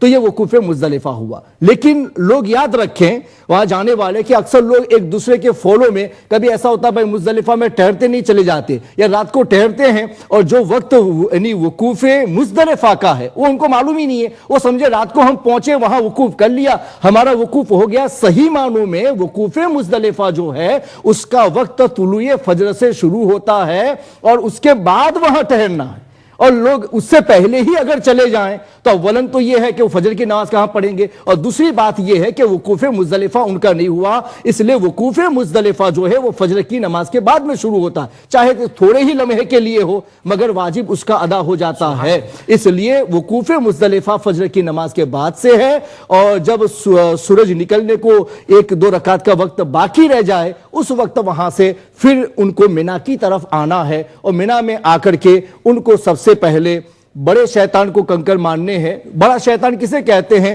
کہ جو مسجد حرام کی طرف نزدیک ہوتا ہے، ادھر مزدلفہ سے جو نزدیک ہے وہ پہلا، اور دوسرا اسے چھوڑ کر کے ادھر کا تیسرا جو جمرۃ العقبہ کہا جاتا ہے وہ لائن کے حساب سے آخری ہے آنے کے حساب سے، یہ پہلا یہ دوسرا اور یہ تیسرا، وہاں 7 کنکر مارنے ہیں، اور اس کا صحیح جو ٹائم ہے سنت کے مطابق وہ یہ ہے کہ طلوع آفتاب کے بعد سے شروع ہوتا ہے اور اس کے بعد سے زوال تک ہے، یہ سنت کے مطابق ہے۔ بیفور زوال مان لیا جائے تو سنت کے مطابق ہے۔ اگر کسی کو کوئی ٹربل ہو یا بھیڑ کی وجہ سے نہیں مار سکتے ہیں، یا عورتیں ہیں، بچے ہیں، کمزوری ہے جس کی وجہ سے وہ کیا ہے بھیڑ میں نہیں جا سکتے، تو ایسے لوگوں کے لیے اجازت ہے کہ ظہر کے بعد سے لے کر کے مغرب تک بھی مار سکتے ہیں، یہ وقت جائز ہے، اس میں کچھ بھی کراہت نہیں ہے۔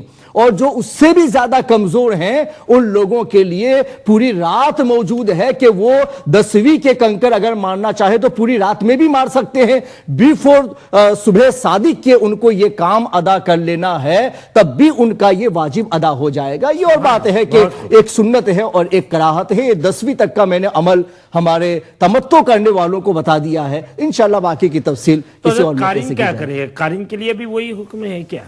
قارن کے لیے تو یہ کہ وہ تو احرام میں تھا ہی، اس نے تو احرام کھولا نہیں، جو اس نے عمرہ کر لیا ہے اس کے بعد وہ احرام ہی میں تھا، اب اسے تو اور کچھ نہیں کرنا ہے، وہ تو اس کو حج کی نیت بھی موجود ہے، اسے تو اگر بہتر ہے تو وہ ڈائریکٹ ہی وہاں سے منا جا سکتا ہے عرفات سے۔ ہاں ٹھیک، ناظرین محترم، وقفے کا وقت ہوا چاہتا ہے، جیسا کہ آپ جانتے ہیں کہ وقفے کے بعد انشاءاللہ تبارک و تعالیٰ ٹیلی فون لائنز اوپن کر دی جائے گی آپ کے لیے، تو آپ ضرور آج کا ٹاپک بھی میں آپ کو بتا رہا ہوں، اور آج علماء کرام نے بہت ہی اچھی قرآن و حدیث کی روشنی میں آپ کے سامنے ان ٹاپک پر گفتگو بھی فرمائی ہے، لہٰذا آپ کے ذہن میں ہے مینا، عرفات اور مزدلفہ، وقوف مینا، وقوف عرفات اور وقوف مزدلفہ، اس پر گفتگو ہو رہی ہے، اور انشاءاللہ تبارک و تعالیٰ میں سمجھتا ہوں کہ آپ جب فون کے ذریعے تشریف لائیں گے آپ کی باتیں بھی سنیں گے، اور انشاءاللہ تعالیٰ آپ کے سوالات پر علماء کرام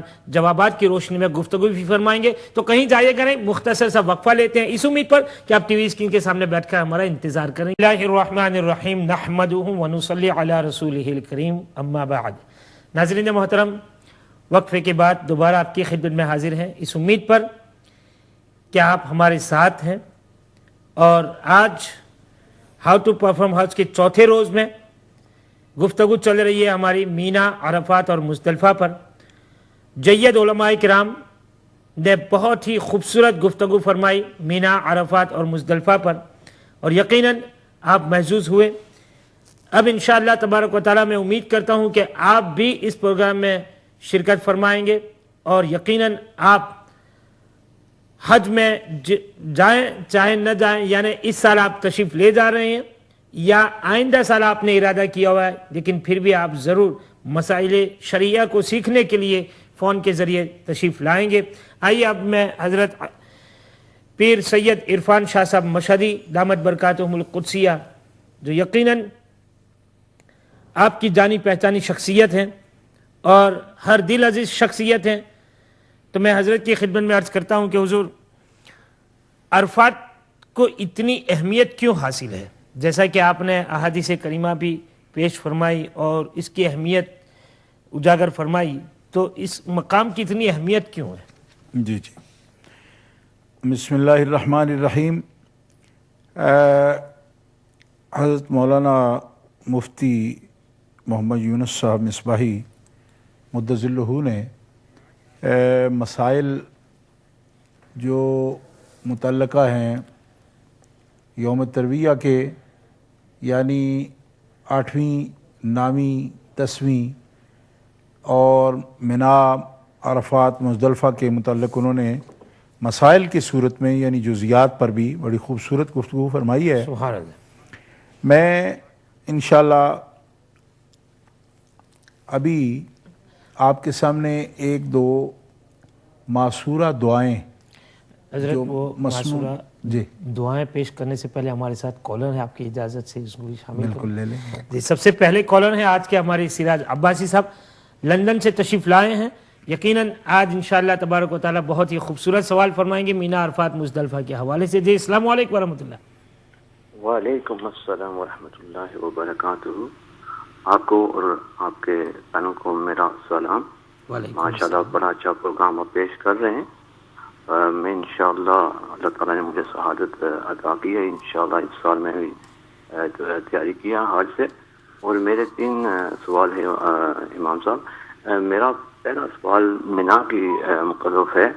جب ہم 8 ذوالحجہ کو ظہر سے پہلے ہم منا جاتے ہیں تو 5 نمازیں ہم وہاں پڑھتے ہیں، ان نمازوں کو ہم قصر کرتے ہیں، ان کو شورٹ کرتے ہیں، ظہر، عصر، مغرب، عشاء اور فجر کو۔ تو کیا وہ نمازیں مخصوص ٹائم پر ہمیں پڑھنی پڑتی ہیں، انڈیویجول پڑھنی پڑتی ہیں، کیا وہ ہمیں جماعت سے ساتھ پڑھنی پڑتی ہیں؟ اور اس سے ساتھ یہ بھی ہے جو سنتے ہم پڑھتے ہیں منا میں 5 نمازوں کی، کیا وہ سنتے ہوں یا سنتے غیر موقع ہوں یا سنتے موقع ہوں، کیا ان کو بھی پڑھنا پڑتا ہے؟ اور میرا دوسرا میرا سوال یہ ہے کہ جب ہم طواف عمرہ کا طواف کرتے ہیں، طواف قدوم کرتے ہیں، تو پہلے 3 رکعتوں میں ہماری رائٹ شولڈر ایکسپوز ہوتی ہے اتباع میں اور ہم رمل کرتے ہیں، تو کیا جو ہمارا دوسرا اعتکاف ہے عمرہ کا، طواف زیارہ اور طواف وداع، کیا اس میں بھی ہم رمل کرتے ہیں اور ہماری رائٹ شولڈر ایکسپوز ہونی چاہیے؟ ٹھیک۔ اور میرا چھوٹا سا 3 سوال یہ ہے کہ میں نے سنا ہے حجاج کی طرف سے کہ جو ہم حلق کرتے ہیں وہ تقصیر، ہم ہیڈ شیپ کرتے ہیں، تو کیا جو صفا سے ہم مروہ سے ہم فارغ ہوتے ہیں سعی کر کے، تو وہی آدمی آپ کا حلق اور تقصیر کر سکتا ہے جس کے خود پہلا اپنا کیا ہو؟ کیا یہ ٹھیک ہے؟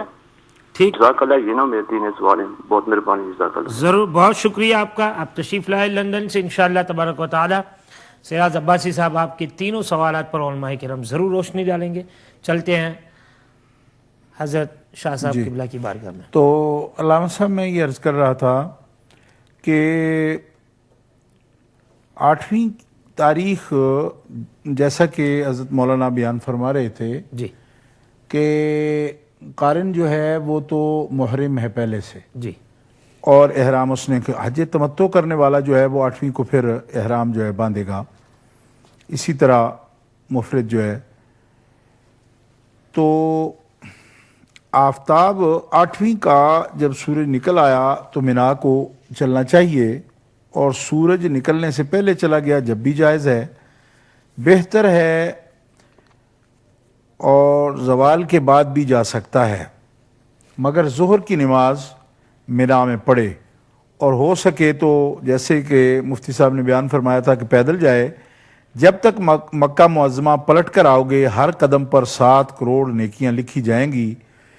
حضرت صدر الشریعہ علامہ امجد علی اعظمی رحمہ اللہ نے جی، یہ قدم جو ہے نا، سبحان اللہ، یہ بھی ہر قدم اور اس پر جو نیکیاں بتائی گئی ہیں اس کو ضرب دے کے ہر قدم پر پورا حساب لکھ دیا ہے. سبحان اللہ حضور. آپ بہار شریعت میں فرماتے ہیں سبحان اللہ حضور. کہ جب تک پلٹ کے پھر آئے گا نا تو یہ نیکیاں تخمینہ اس کا 78 کھرب 40 ارب آتا ہے. اللہ اکبر. سبحان اللہ. یعنی 7 کروڑ نیکی اس پر جو ضرب ہے ہر قدم پر، اس کے مطابق یہ نیکیاں 78 کھرب 40 ارب ہو جائیں گی. سبحان اللہ. اور اللہ کا فضل نبی پاک کے صدقہ میں اس امت پر بے شمار ہے. یعنی آپ فرماتے ہیں اس پر کسی تعجب کی ضرورت نہیں. واللہ یضاعف لمن یشاء. سبحان اللہ. اچھا پیدل چل کے جانے میں اتنی بڑی سعادت ہے. سبحان اللہ. اچھا حضور دوسری بات عرض کرنے سے پہلے دوسرے ہمارے کالر ہیں کال شامل کریں تاکہ وضاحت ہوتی جائے ساتھ ساتھ. جی ہمارے ساتھ ابو طیب صاحب ہیں برمنگھم سے، ان کو بھی السلام علیکم ورحمۃ اللہ تعالی وبرکاتہ. وعلیکم السلام ورحمۃ اللہ. ماشاءاللہ جناب آپ کو اور شیخین جو تشریف فرمائے ہیں ماشاءاللہ ان کی خدمت میں میرا مؤدبانہ سلام اور دعاؤں کے لیے اپیل. حضور بالخصوص قبلہ شاہ صاحب کی خدمت میں یہ میرا گزارش ہے چھوٹی سی کہ جتنا بھی حج کا سفر ہے جی ہر قدم پہ جو عقیدہ اہل سنت والجماعت نمایاں ہوتا ہے اس پہ کلام فرمائیں آپ انشاءاللہ. بس یہی میں عرض کرنا چاہتا تھا اور دعا کی اپیل. السلام علیکم ورحمۃ اللہ. وعلیکم السلام ورحمۃ اللہ. بہت شکریہ. انشاءاللہ ضرور حضرت اس پر گفتگو فرمائیں گے. جی حضور آپ ارشاد فرما رہے تھے اگلی بات کو. تو راستے میں اتنی نیکیاں تو قدموں کے ساتھ جب چل کے جاتا ہے تو اس کو حاصل ہوتی ہیں.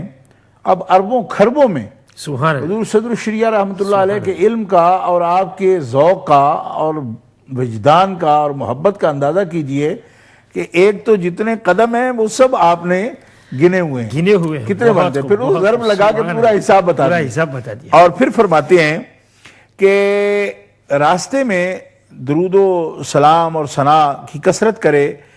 جب منا نظر آئے تو یہ دعا پڑھے کہ نبی کریم علیہ الصلوۃ والسلام منا میں یہ دعا پڑھتے تھے اور یہ کلمات جو ہیں بڑی قابل توجہ ہیں. نبی کریم علیہ الصلوۃ والسلام کی دعا تھی اللہم ھذہ منن فمنن علی بما مننت بہ علی اولیائک. یا اللہ یہ منا ہے اور تو ہم پہ احسان کر، نعمتیں مجھے عطا فرما جیسا کہ تو اس مقام پر اپنے دوستوں پر ہمیشہ احسان فرماتا ہے اور نیکیاں فرماتا ہے ان پر، یعنی نعمتیں عطا فرماتا ہے. تو منا وہ اس کا یعنی امتنان سے بھی تعلق ہے اور منت سے بھی اس کا تعلق ہے، احسان سے بھی تعلق ہے. منا کے نام میں یہ برکت ہے. تو نبی کریم علیہ الصلوۃ والسلام کی یہ بہت پیاری سنت ہے.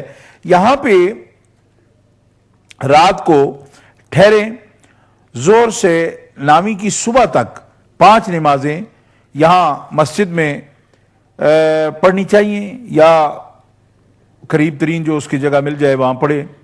ٹھیک. تو یہ نمازوں کا ذکر ہے تو میں سمجھتا ہوں کہ جو اگلا سوال بھی ہے تو اس کو بھی آپ کی خدمت میں پیش کرتا ہوں تاکہ ان کی بھی بات جو ہے نا یہ مینا میں نمازوں کے حوالے سے ہی ہے. لیکن اس سے پہلے کہ ہمارے ساتھ ایک کالر ہیں انہیں بھی شامل کر لیتے ہیں پروگرام میں. جی بالکل. جی السلام علیکم ورحمۃ اللہ.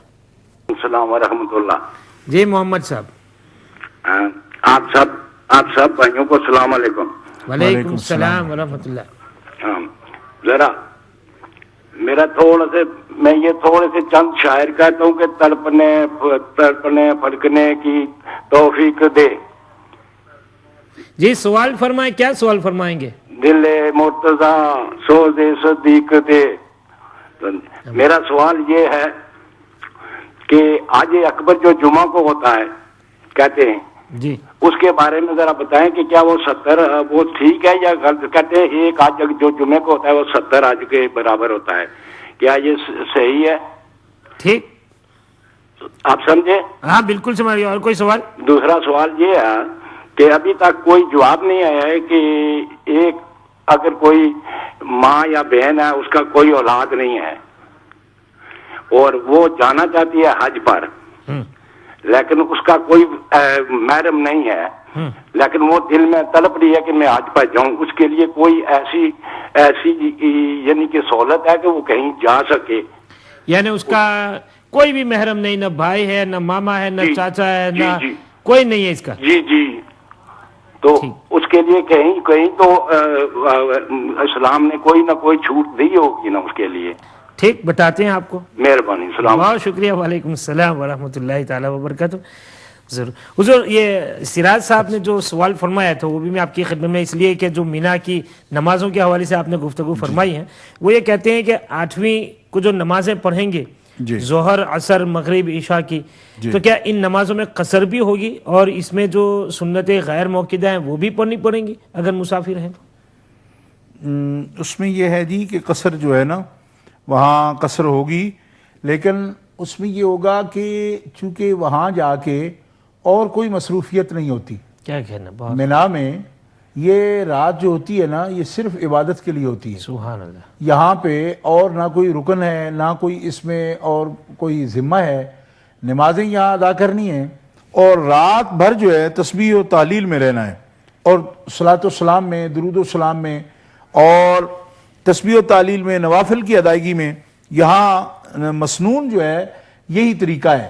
تو اس میں یہ ہوتا ہے کہ جو قصر پڑھنے والا ہے مسافر جو ہے اس کو اس کے پاس اگر وقت نہیں ہے اور سفر میں اس کے لیے مشقت ہے تو یہ چھوٹ ہے کہ جو نماز میں جو سنتیں غیر موقدہ ہیں، موقدہ سنتیں بھی غیر موقدہ کے حکم میں ہوتی ہیں، لیکن جب اس کے پاس کثرت سے وقت ہے تو پھر پڑھنے میں کیا حرج؟ پڑھنے میں حرج ہی کیا ہے؟ حرج کہنا تو دور کی بات ہے، بہت بڑا اجر و ثواب ہے. سبحان اللہ. بے شک. اس لیے کہ وہاں اور کرے گا کیا، وہ کرے گا کیا، اور مقام بھی مقدس ہے، مقام مقدس ہے، رہنا بھی وہاں ہے اور یہ سنت عظیمہ ہے. یہاں حضور صدر الشیعہ رحمہ اللہ نے ایک ایسی بات آج سے تقریباً 60-70 سال پہلے لکھ دی ہے اور یہ بڑی قابل توجہ ہے، جس کا آج کے دور میں بھی جو حجاج کرام ہیں بلکہ قافلے بنے ہوئے ہیں اور آج معلم ہوتے ہیں، قافلے کے ساتھ جو ان کے سردار ہوتے ہیں، وہ بھی اس طرف کئی دفعہ خیال نہیں کرتے کہ 8ویں کو مینا میں نہیں ٹھہرتے بلکہ کوشش کرتے کہ سیدھے عرفات میں چلے جائیں. اچھا، کئی دفعہ اس سلسلے میں مینا کی طرف جانے سے یا اس میں سمجھتے ہیں کہ مینا میں جائے بغیر مطلب فرض یہ ہے کہ ہم سیدھے عرفات میں چلے جائیں. تو آپ فرما رہے ہیں کہ یہ سنت عظیمہ ہے، اس کو ہرگز نہیں چھوڑنا چاہیے. جتنا بھی قافلے والے اصرار کریں تو ان سے اصرار کر کے بھی اس سنت کا ثواب ضرور حاصل کرنا چاہیے. اور مینا میں ذکر عبادت یعنی صبح تک جاگ کر عبادت کرنا، اس واسطے کئی لوگ یہ سمجھتے ہیں کہ کل کا دن جو ہے وہ ہمیں چونکہ مینا سے پھر عرفات کی طرف جانا ہے تو خوب اچھی طرح سو لیں. یہاں حضور صدر الشریعہ رحمہ اللہ بار شریعت میں یہ فرما رہے ہیں، آپ فرماتے ہیں کہ سونے کے لیے زندگی بہت پڑی ہے. سبحان اللہ. یہ دن سونے کے نہیں ہیں، جاگنے کے دن ہیں. جاگے اور کم از کم عشاء اور صبح یہ جماعت کے ساتھ نماز پڑھے. جو پڑھے گا تو شب بیداری کا ثواب اسے ہوگا. سبحان اللہ. بہت شب بیداری کا ثواب ہوگا. اور باوضو ہو کہ جو باوضو ہو کر سوئے اس کی روح احادیث مبارکہ میں آتی ہے کہ عرش معلی تک بلندی اس کو حاصل ہوگی، روح کو بلندی حاصل ہوگی. حضرت عبداللہ ابن مسعود رضی اللہ تعالیٰ عنہ سے یہ روایت ہے، امام بہقی نے اسے نقل کیا کہ رسول اللہ صلی اللہ علیہ وسلم نے فرمایا جو شخص عرفہ کی رات میں یعنی یہاں مینا میں جو رات گزارتا ہے، جس کی صبح کو پھر وہ جائے گا عرفات کے لیے، اس رات میں یہ دعائیں جو بندہ 1000 مرتبہ پڑھے تو اللہ تبارک و تعالیٰ جل شانہ سے جو کچھ بھی اس کے بعد سوال کرے گا، اگر وہ قاطع رحم نہ ہوا تو اللہ تبارک و تعالیٰ وہ بندہ جتنا بھی گناہگار ہوا قاطع رحم نہ ہو تو اللہ تعالیٰ جل شانہ اس کی ہر دعا کو قبول فرما لے گا اگر وہ یہ کلمات 1000 مرتبہ رات کو. چونکہ حضور یہ کلمات پیش کرنے سے پہلے کافی دیر سے ہمارے ساتھ کالر ہیں، محمد ناصر صاحب برمنگھم سے منتظر ہیں. جی السلام علیکم ورحمۃ اللہ. وعلیکم السلام حضرت. باقی علماء کو بالخصوص شاہ صاحب کو بھی میں سلام پیش کرتا ہوں. حضرت آپ کا پروگرام بہت ہی زبردست ہے، خاص طور پر آج شاہ صاحب آئے تو امید ہے انشاءاللہ شاہ صاحب پھر آئیں گے اس سیریز میں. 2 سوال تھے حضرت. پہلا سوال تو یہ تھا کہ حج کے خطبے کے حوالے سے شاہ صاحب ارشاد فرمائیں، کیونکہ اور باقی علماء بھی کہ بعض اوقات احباب کہتے ہیں کہ یعنی جو حج کا خطبہ نہیں یعنی سنتا یا اس قسم کی باتیں کرتے ہیں تو اس کا حج ہی نہیں ہوا. حالانکہ اس خطبے میں بھی بعض اوقات مسلمانوں کے حوالے سے یہ کہا جاتا ہے کہ مشرک ہیں اور بدعتی ہیں. تو اس کے حوالے سے شاہ صاحب اور علماء روشنی ڈالیں. دوسرا ایک سوال قدیر کا تھا کہ جب عورت یعنی حج کی نیت کر لیتی ہے تو اس کے بعد ظاہر وضو وغیرہ کے لیے جب وہ مسح کیا جاتا ہے تو مسح کیسے کرے؟ کہ بعض عورتیں ایسی ہیں کہ یعنی وہاں وہ مسح کے وقت دوپٹہ جو ہے نا وہ سر سے یعنی اتار دیتی ہیں، تو کیا ایسا کرنا ٹھیک ہے؟ اس کے حوالے سے علماء کرام کو کل اس دوسرے مسئلے پر کل جو ہے علماء کرام نے بہت اچھی روشنی ڈالی تھی، جی اس لیے اگر وقت رہا تو دوسرے مسئلے پر بھی ضرور بات کریں گے. بالکل ٹھیک ہے، بہت شکریہ ناصر بھائی، ٹھیک ہے، بہت شکریہ، اللہ حافظ.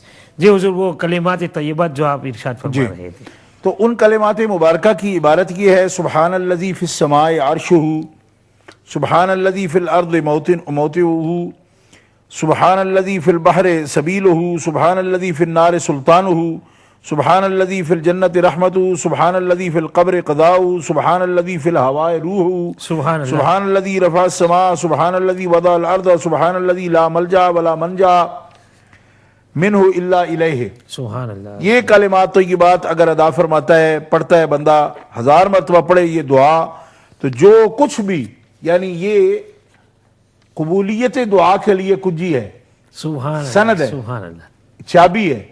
اگر یہ کلمات پڑھتا ہے تو اللہ تبارک و تعالی جل شانہ، احادیث مبارکہ میں یہ مضمون موجود ہے کہ حاجی کی ہر دعا کو اللہ تعالیٰ قبولیت کا شرف عطا فرماتا ہے. سبحان اللہ. یہاں مسجد منا کی مسجد جو ہے، اس کے سامنے سورج نکل آئے تو عرفات کو چلنا اور دل کو خیال غیر سے پاک رکھنا، تو یہ مسنون ہے. اگر کسی شخص نے عرفہ کی یہ رات مکہ میں گزاری، یہ ہوٹل میں ٹھہرتے ہیں نا لوگ، تو قافلے والے کہتے ہیں جو ہمارا بڑا سکون ہے، کیونکہ منا میں جاتے ہیں تھوڑا سا پانی کی تکلیف وہاں ہوتی ہے. یعنی آج کل اگرچہ بہت انتظام ہے لیکن اس کے باوجود چونکہ منا کے اندر پھر بھی وہ کیفیت نہیں ہے جو ہوٹلوں میں ظاہر ہے. مکہ میں ٹھہرے ہوئے جو کیفیت ہے، ظاہر ہے ایک مسافرت والا جو مقام ہے وہ تو بن ہی جاتا ہے، خیمے ہوتے ہیں وہاں لگے ہوئے. اچھا، لیکن رات اگر مکہ میں گزاری اور نامی کو فجر پڑھ کر منا ہوتا ہوا عرفات میں پہنچا تو حج ہو جائے گا، مگر سخت برا کیا کیونکہ اس نے سنت نبوی کو ترک کیا. سرکار کو یہ پسند تھا کہ یہ رات منا میں گزارتے اور 5 نمازیں منا کے اندر پڑھتے اور صبح طلوع کے بعد آپ جو ہے عرفات کے لیے نکلتے. سبحان اللہ. اس طرح وہ مسئلہ جو آپ نے پیش کیا یعنی بتایا ہمارے 2 کالر جو پوچھا ہے، تو میں نے یہ عرض کر دیا کہ اگر کوئی اسے عذر ہے یا بیمار ہے یا بہت تھکا ہوا ہے نہیں کر سکتا تو اس میں وہ مسئول نہیں ہے. سنتیں جو ہے مؤکدہ غیر مؤکدہ کے حکم میں ہوں گی، لیکن رات اس کو تسبیح و تعلیل میں عبادت میں ہی جب گزارنی ہے تو سنتیں بھی، بلکہ سنتیں چھوڑ نفل بھی اس کو ادا کرنی چاہیے. بے شک. حضرت ہمارے ساتھ عرفان صاحب ہیں بلیک بن سے، انہیں بھی پروگرام میں شامل کرتے ہیں، پوچھتے ہیں کیا سوال فرماتے ہیں. جی السلام علیکم ورحمۃ اللہ. جی وعلیکم السلام مولانا ادریس صاحب. جی عرفان صاحب فرمائیں. جی ٹھیک ہو؟ آپ کی دعا اللہ پاک. جی جن پینل میں عرفان شاہ صاحب بیٹھے، جی آپ کا ماشاءاللہ بہت اچھا پروگرام ہے ماشاءاللہ. عرفان شاہ صاحب سے میں بات کر سکتا ہوں؟ جی سوال فرمائیں. جی وعلیکم السلام شاہ صاحب. جی وعلیکم السلام. جی میرے ابو تو دعا کرنا تے میرے بانجے تے دعا کرنا. ٹھیک ہے انشاءاللہ ضرور دعا کریں. جی سوال کیا فرمائیں گے آپ؟ بس دعا کریں. بہت شکریہ، آپ نے دعا کی درخواست پیش کی. انشاءاللہ شاہ صاحب قبلہ آپ کے لیے دعا ہر روز فرماتے ہیں اور انشاءاللہ تعالیٰ فرماتے رہیں گے انشاءاللہ تبارک و تعالیٰ. اور اس طرح اگر رات کو منا میں رہا جی مگر صبح صادق ہونے سے پہلے یا نماز فجر سے پہلے یا آفتاب نکلنے سے پہلے عرفات کو چلا گیا تو بھی برا کیا، خلاف سنت کیا. اور اگر 8ویں کو جمعہ کا دن ہے، جب بھی زوال سے پہلے منا کو جا سکتا ہے کہ اس پر جمعہ فرض نہیں، اور جمعہ کا خیال ہو تو منا میں بھی جمعہ ہو سکتا ہے جبکہ امیر مکہ وہاں ہو یا ان کے حکم سے قائم کیا جائے. یہ ان احکام میں سے موجود ہے کہ جبکہ وہاں پہ صحیح العقیدہ امام موجود ہو تو اس صورت میں اس کے ساتھ وہاں بھی وہ ادا کر سکتا ہے، ورنہ وہاں ظہر ہی ادا کرے گا. پھر اس صورت میں نماز ظہر ادا کرے گا. ٹھیک، بہت خوب. تو حضور یہ انبیاء کرام میں بھی سے بھی کوئی یہاں پر قیام کسی نے فرمایا تھا؟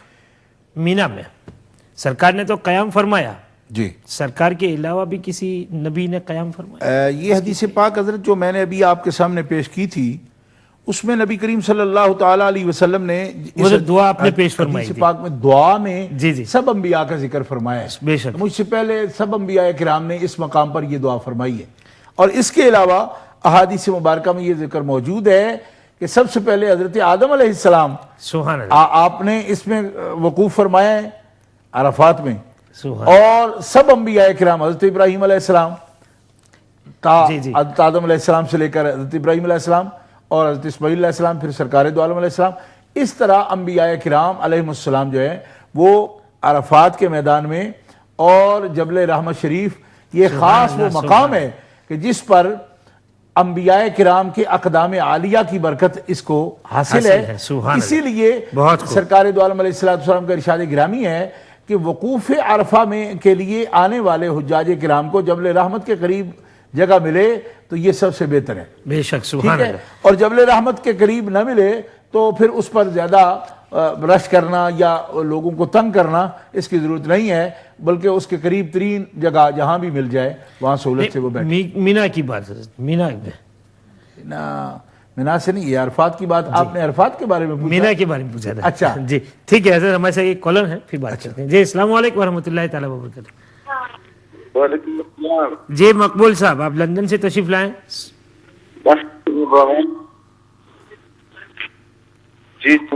جی سوال فرمائیں، کیا سوال فرمائیں گے؟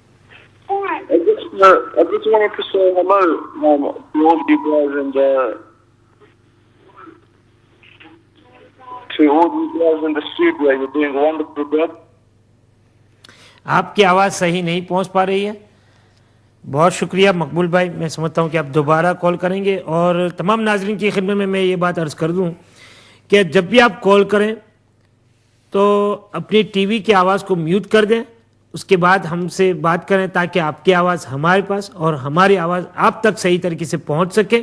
اور تمام ناظرین کی خدمت میں اور کالرز کی خدمت میں یہ بات بھی عرض کروں کہ یہ دعاؤں کا پروگرام نہیں ہے، تو اس میں برائے کرم سوال لے کر تشریف لائیں گے تو زیادہ اچھا اور بہتر ہوگا ہمارے لیے بھی، اور وقت بھی بچے گا انشاءاللہ تعالی. اور اگر کوئی سوال فرمائیں گے تو انشاءاللہ اس سوال کے مطابق اگر علماء کرام روشن ڈالیں گے تو آپ کے لیے بھی اور ہم سب کے لیے کافی فائدہ مند ہو ثابت ہوگا انشاءاللہ. یہاں تک آپ کا مینا کے بارے میں سوال تھا، تو مینا جو ہے حضرت ابراہیم علیہ السلام کی خاص یادگاریں تو مینا میں ہی ہیں. سبحان اللہ سبحان اللہ. یہ سب ادائیں جو ہیں جس میں شیطان کو بھگایا آپ نے، تو آج تک جو رمی کی جاتی ہے یہ یادگاریں بھی حضرت ابراہیم خلیل اللہ علیہ السلام. تو مینا میں آپ کا جو مقام ہے، یہاں آپ نے حضرت سیدنا اسماعیل علیہ السلام جو حج کی ایک خاص یادگار، جیسا کہ قربانی کے بارے میں سرکار نے فرمایا تمہارے باپ ابراہیم کی سنت ہے، تو یہ بھی مینا میں ہی تو یہ یادگار ہے.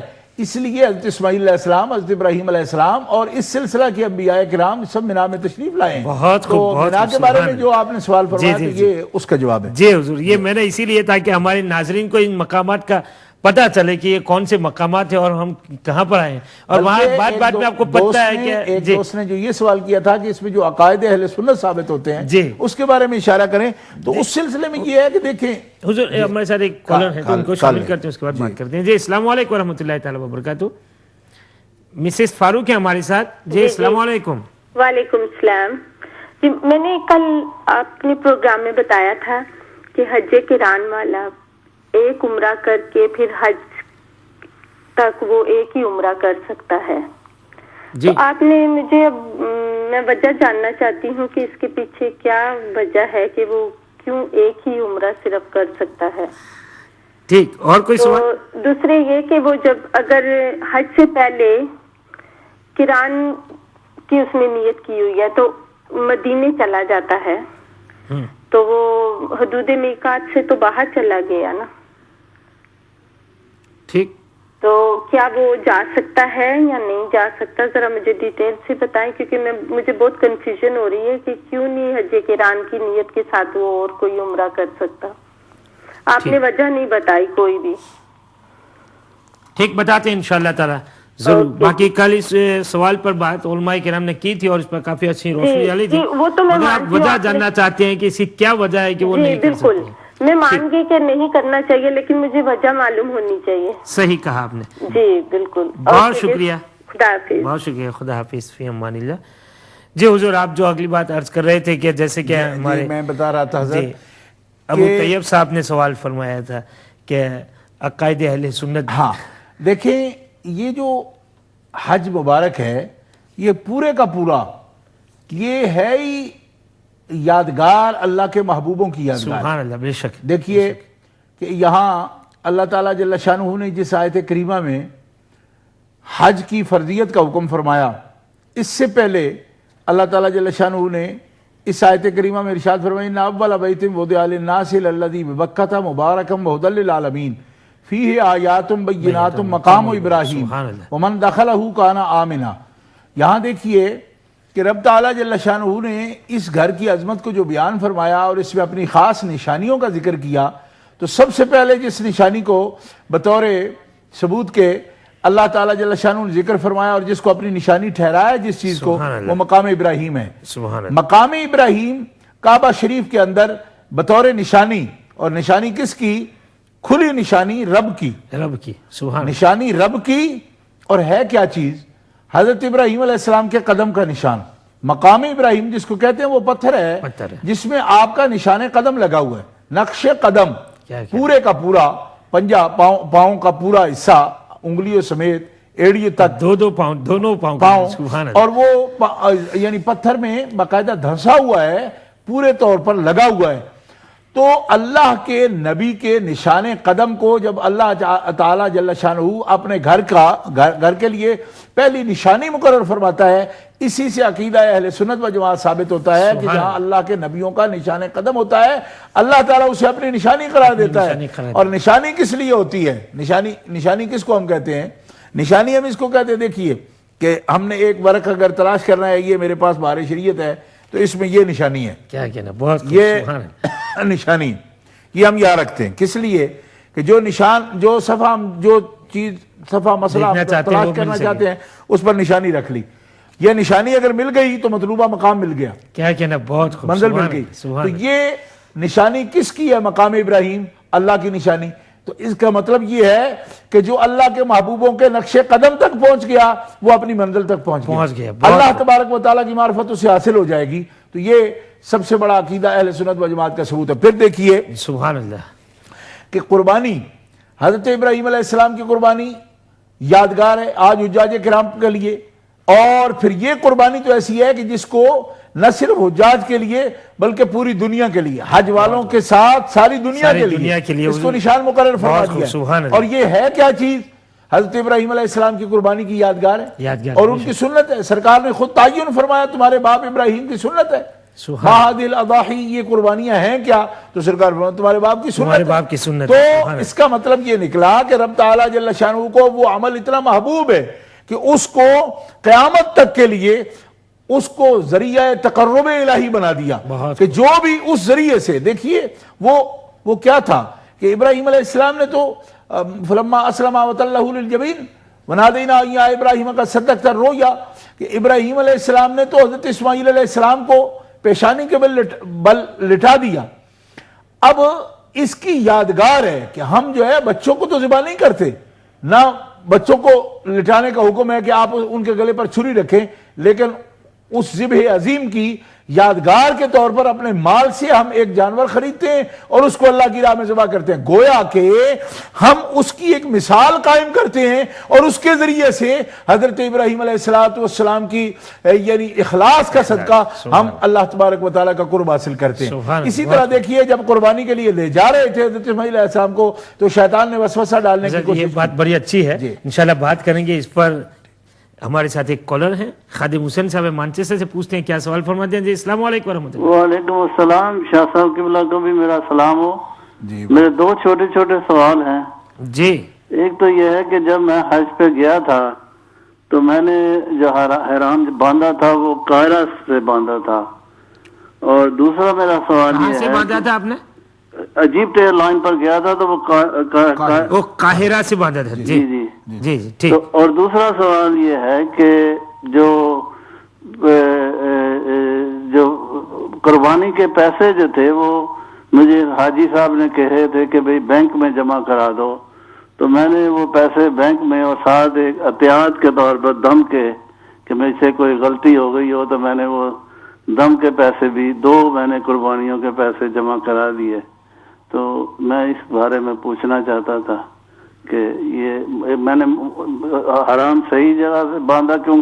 تمام حاجیوں نے وہیں سے باندھا، وہیں غسل کیا. فی امان اللہ. جزاکم اللہ خیر. تو یہ جاننا چاہیں گے کہ کیا ہماری قربانی اور دم کے پیسے جو جمع کرے وہ صحیح تھا؟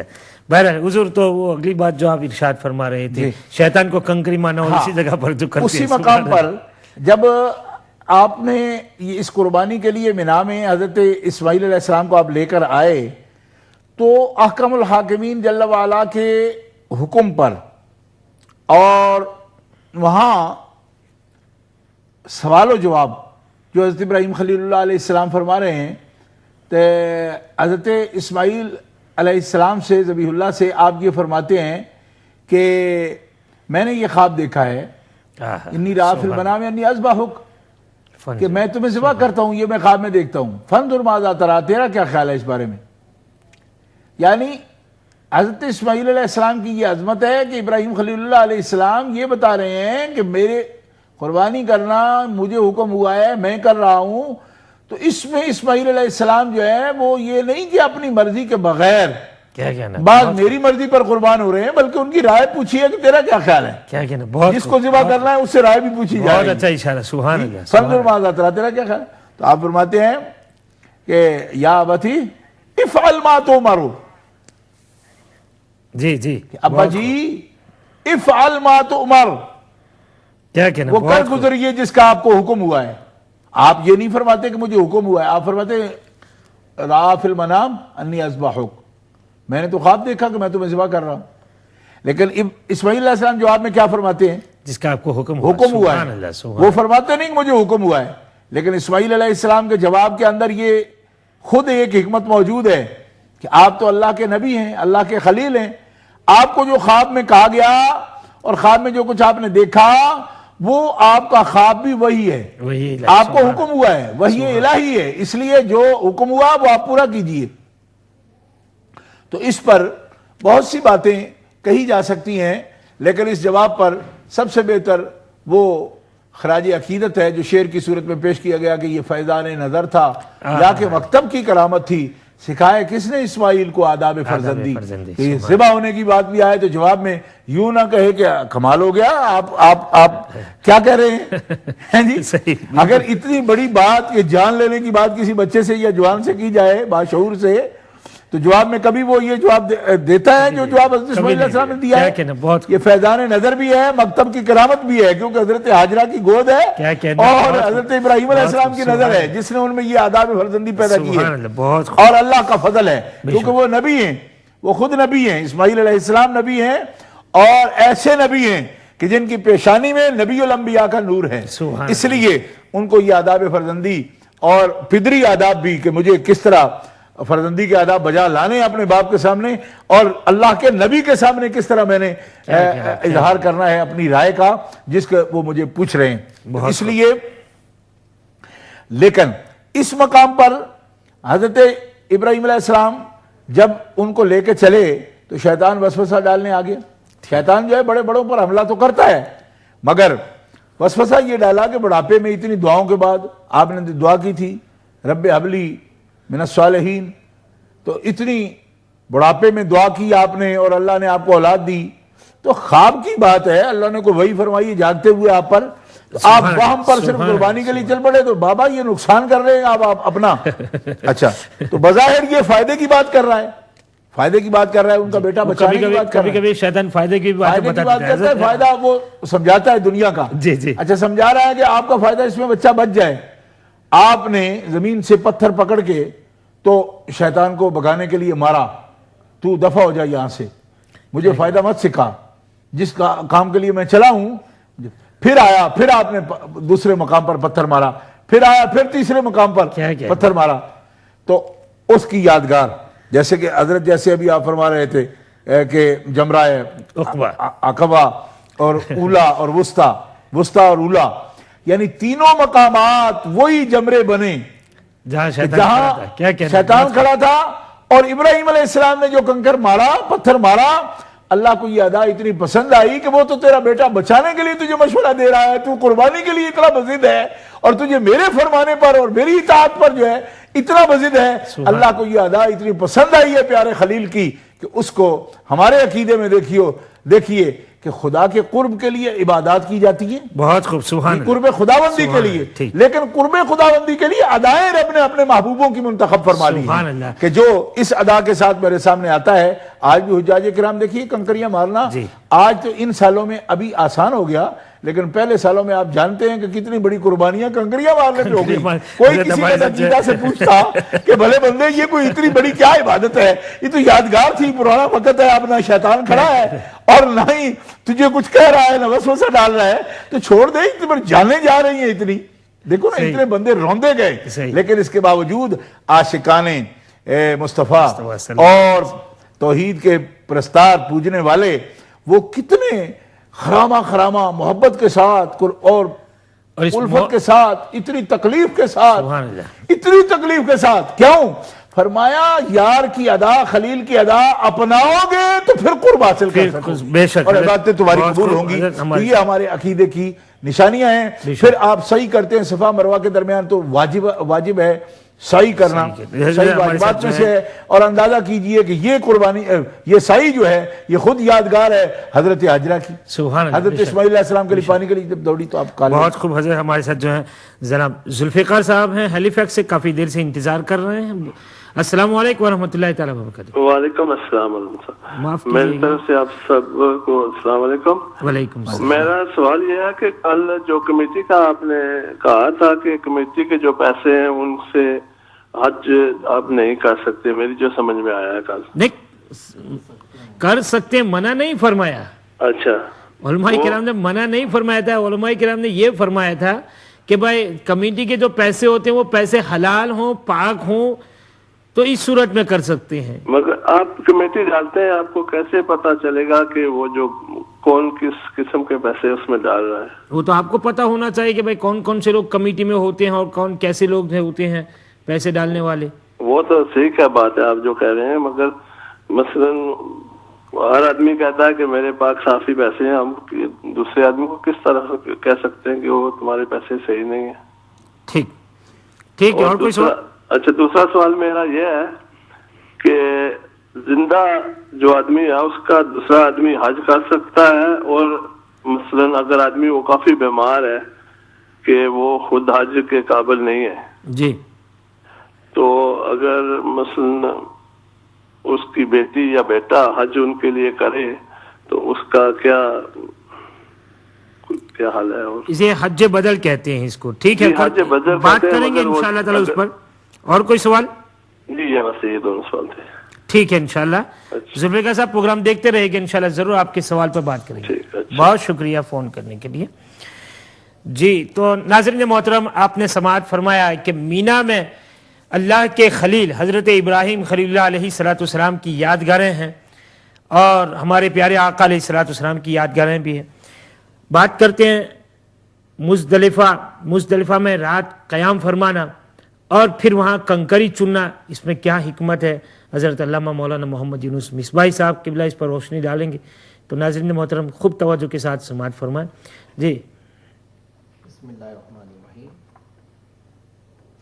جمرات کو کنکریاں مارنا 3 دنوں میں، یعنی 10ویں کو، 11ویں کو اور 12ویں کو، اور کوئی آدمی اگر مینا میں رات کو ٹھہر جائے اور صبح وہاں کر لے تو اس کو 13ویں کی ماننا یہ بھی طریقہ سنت میں شامل رہتا ہے۔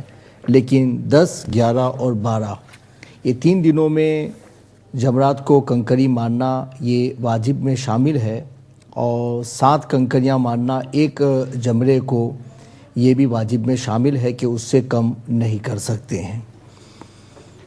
پہلے دن یعنی 10ویں ذوالحجہ کو جب حاجی مزدلفہ سے مینا کی طرف آتے ہیں تو اس کا ذکر ہو چکا کہ ان لوگوں کو جو بڑا شیطان جسے کہا جاتا ہے اس کو 7 کنکر مارنے ہیں، اس کا وقت بھی بتا دیا گیا، اور اس کے بعد میں 11ویں اور 12ویں کو، اور اس کا وقت بھی میں بتا دوں کہ 11ویں اور 12ویں کو جو شیطان کو کنکر مارے جاتے ہیں تو اس کا وقت ہے زوال کے بعد شروع ہوتا ہے۔ ہمارے مسلک حنفی میں زوال کے بعد میں شروع ہوتا ہے 11 کو، اس لیے اس سے پہلے نہیں مار سکتے ہیں، اور جس نے مارا ہو اس کا واجب ادا نہیں ہوگا، چونکہ اس کا صحیح جو ٹائم ہے وہ وجوب کی ادائیگی کا وہ زوال کے بعد میں شروع ہوتا ہے، مڈ ڈے کے بعد میں شروع ہوتا ہے، اس کے بعد سے لے کر کے وہاں سے لے کر کے صبح صادق تک مارے جا سکتے ہیں، اور اسی طریقے سے 12ویں کو بھی زوال کے بعد اس کا وقت ہوتا ہے اور پھر صبح صادق تک مارے جا سکتے ہیں۔ حضرت ہمارے ساتھ جو ہیں رضیہ بہن ہیں گلاسگو سے، انہیں بھی پروگرام میں شامل کرتے ہیں، پوچھتے ہیں کیا سوال فرماتی ہیں۔ جی السلام علیکم ورحمۃ اللہ تعالیٰ وبرکاتہ۔ وعلیکم السلام، آپ کو بھی میری طرف سے السلام۔ ماشاءاللہ آپ کا پروگرام بہت اچھا جا رہا ہے، اتنا معلوم ہوتی ہے کہ روح پتہ لگتا ہے کہ وہیں پہ پہنچ گئی ہے۔ الحمدللہ، اللہ تعالیٰ آپ کو اس کی جزا دے۔ میرا سوال ہے کہ ہم اس سال حج پہ جا رہے ہیں، اللہ آپ کے ارادے کو پائے تکمیل تک پہنچائے، آمین، حج مبرور نصیب فرمائے۔ جی تو میں پوچھ رہی تھی کہ جاتے ہوئے تو ہم نے عمرہ کرنا ہے، تو وہاں پہ پھر اسٹے کرنا ہے مدینے مکہ شریف میں، تو اس کے بعد مدینے میں جانا ہے، تو مدینے سے واپسی پہ آ کے عمرہ کرنا ہے، تو پھر ہم اس کے بعد عمرے کے بعد احرام سے نکل سکتے ہیں؟ ٹھیک، اور کوئی سوال؟ تو یہ 50 نمازوں کا ذرا بتا دیں۔ یہ بہن یہ بالکل کل بھی اس پر بات ہوئی تھی، آپ یہاں سے حج تمتع کے ارادے سے جا رہے ہیں، وہاں پہنچ کر کے آپ عمرہ کریں گے، احرام کھول دیں گے آپ عمرہ کے بعد، اس کے بعد 5 دن 2 دن جتنا بھی آپ رہیں گے وہاں، تو ظاہر سی بات ہے آپ کو قصر نمازیں پڑھنی ہوں گی، اس کے بعد مدینہ شریف کے لیے آپ تشریف لے جائیں گے، اور وہاں سے واپسی بعد پھر آپ عمرہ کی نیت سے احرام پہنیں گے، آپ وہ بھی حج تمتع کریں گے آپ، اگر آپ کے پاس جی وہ پھر بھی تمتع ہی ہوگا، قران بھی کرنا چاہے تو کر سکتے ہیں، لیکن وہ احرام میقات سے باہر ہونے کے بعد اجازت مل جاتی ہے، مطلب پھر اجازت ہے احرام اتارنے کی؟ جی اگر وقت ہے آپ کے پاس تو اتار سکتے ہیں، وقت ہو تو اتار سکتے ہیں، 8 سے پہلے اگر آپ واپس آئے ہیں، ٹھیک ہے، 8 سے یعنی یوم ترویہ سے پہلے آپ واپس مکہ مکرمہ آئے ہیں، اور 1 دن 2 دن ابھی آپ کے پاس ہیں، تو آپ احرام عمرہ کر کے احرام کھول سکتے ہیں، اور پھر 8ویں کو آپ جو ہے نا نیا احرام حج کا احرام جو ہے وہ باندھیں گے۔ شاہ صاحب آپ میرے بچوں کے لیے اور میرے لیے ضرور دعا کریں انشاءاللہ۔ اور کوئی سوال ہے؟ بڑی خوشی ہے کہ آپ سے بات ہوئی، تھینک یو ویری مچ، سلامتی دے، بہت شکریہ آپ، بہت شکریہ۔ گلاسگو سے ہماری بہن آپ نے سوال فرمایا، یقیناً آپ کے پاس وقت ہے تو آپ دونوں مرتبہ جو ہے حج تمتع کے ارادے سے آپ آ رہے ہیں تو عمرہ ہی کی نیت سے آئیں گے، پہلا احرام بھی آپ کا عمرے کا ہوگا، مدینہ شریف سے جب آ رہے ہیں تو بھی عمرے کا احرام ہوگا۔ اگر آپ کے پاس وقت نہیں ہے اور آپ حج قران کرنا چاہتے ہیں تو مدینہ شریف سے واپسی پر حج قران کے بھی احرام سے آپ داخل ہو سکتے ہیں، عمرہ کر سکتے ہیں، عمرہ کے بعد آپ کا احرام نہیں کھلے گا بلکہ وہ حج کے بعد کھلے گا۔ بہت شکریہ ناظرین محترم، لیتے ہیں مختصر سا وقفہ، وقفے کے بعد دوبارہ آپ کی خدمت میں حاضر ہوتے ہیں۔ السلام علیکم ورحمۃ اللہ تعالی وبرکاتہ۔ ناظرین محترم، وقفے کے بعد دوبارہ آپ کی خدمت میں حاضر ہیں، اس امید پر کہ آپ ہمارے ساتھ ہیں، اور ساتھ ساتھ میں یہ بھی بتاتا چلوں کہ انشاءاللہ تعالی اب آئندہ کل کے لیے آج کے ایپیسوڈ کی ٹیلی فون لائن بند کر دی گئی ہیں، کوئی بھی ناظرین میں سے اب آج کے پروگرام میں فون کرنے کی زحمت گوارا نہ فرمائیں۔ انشاءاللہ تعالی آپ کے ذہن میں اگر کوئی سوال ہے تو اسے لکھ لیں، آئندہ کل انشاءاللہ تعالی ہاؤ ٹو پرفارم حج کے 5ویں دن کی سیریز میں آپ ضرور شرکت فرمائیں گے۔ اور میں وقفے سے پہلے جو بات چل رہی تھی حضرت علامہ مولانا محمد یونس مصباحی صاحب، حضرت کی خدمت میں چلتے ہیں اور اسی بات کو پھر سنتے ہیں۔ بسم اللہ الرحمن الرحیم۔ تو کنکریوں کے سلسلے میں بات چل رہی تھی، تو یہ واجب تینوں دنوں میں ہے، مگر اس کا طریقہ بتا دیا گیا کہ پہلے دن صرف بڑے شیطان کو کنکر مارنے ہیں، اور 11 اور 12 کو وہ تینوں جمرات کو کنکر مارنے ہیں، اور اس کا وقت بھی میں نے بتا دیا۔ یہ جو طریقہ رائج ہوا ہے تو اس کے بارے میں روایتوں میں یہ ذکر موجود ہے کہ جب حضرت ابراہیم خلیل اللہ علیہ الصلاۃ والتسلیم نے جب حضرت इस्माइल ज़बीहुल्लाह अलैहिस्सलातु तस्लीम को ज़बह करना चाहा, जैसा कि कुरान की आयत में उसका ज़िक्र मौजूद है। फलम्मा बलगा मअहु सय्य क़ाल या बुनय्या इन्नी अरा फ़िल मनाम अन्नी अज़बहुका फ़ंज़ुर माज़ा तरा क़ाल या अबति फ़अल मा तु'मर सतजदुनी इंशाअल्लाहु मिनस साबिरीन। उस आयत से वाज़ेह है बिल्कुल। तो उसमें शैतान ने पहले हज़रत इब्राहीम खलीलुल्लाह से कहा कि क्या कोई बाप अपने बेटे को ज़बह कर सकता है? तो हज़रत इब्राहीम खलीलुल्लाह ने ये फरमाया कि अल्लाह का हुक्म हो तो क्यों नहीं कर सकता है। तो उसने देखा कि यहाँ तो अल्लाह ही की बात चलती है, मेरा दाव नहीं चल सकता है, तो ये तुम अल्लाह के हुक्म से रोकने वाले सिवाय शैतान के कोई नहीं हो सकते हो। आपने ज़मीन से कंकर उठाए और उसको मारा और उसको भगाया। हज़रत इस्माइल ज़बीहुल्लाह के पास में वो आया, आकर कहने लगा कि तुम्हें मालूम है कि तुम्हारे बाप तुमको कहाँ ले जा रहे हैं? वो तो तुम्हें ज़बह करने के लिए ले जा रहे हैं। तो कहा कि क्यों ज़बह करेंगे? तो कहा कि इसलिए कि वो कहते हैं कि उनको अल्लाह ने हुक्म दिया है। तो वो फरमाते कि जो अल्लाह का हुक्म है तो मैं रुकने वाला कौन हो सकता हूँ, हमें तो अल्लाह के हुक्म पर हाजिरी देनी चाहिए। तो उसका दाव वहाँ भी नहीं चला, तो उसको भी वहाँ से कंकर मार के धुतकारा गया। इसी तरीके से हज़रत हाजरा के पास में वो पहुँचा, वहाँ भी वसवसा देना चाहा, तो उन्होंने भी इस तरीके से किया। तो इस तरह से 3 जगहों पर 3 अफराद को अलग अलग उसने अपने एतबार से हुक्म खुदा से रोकना चाहा।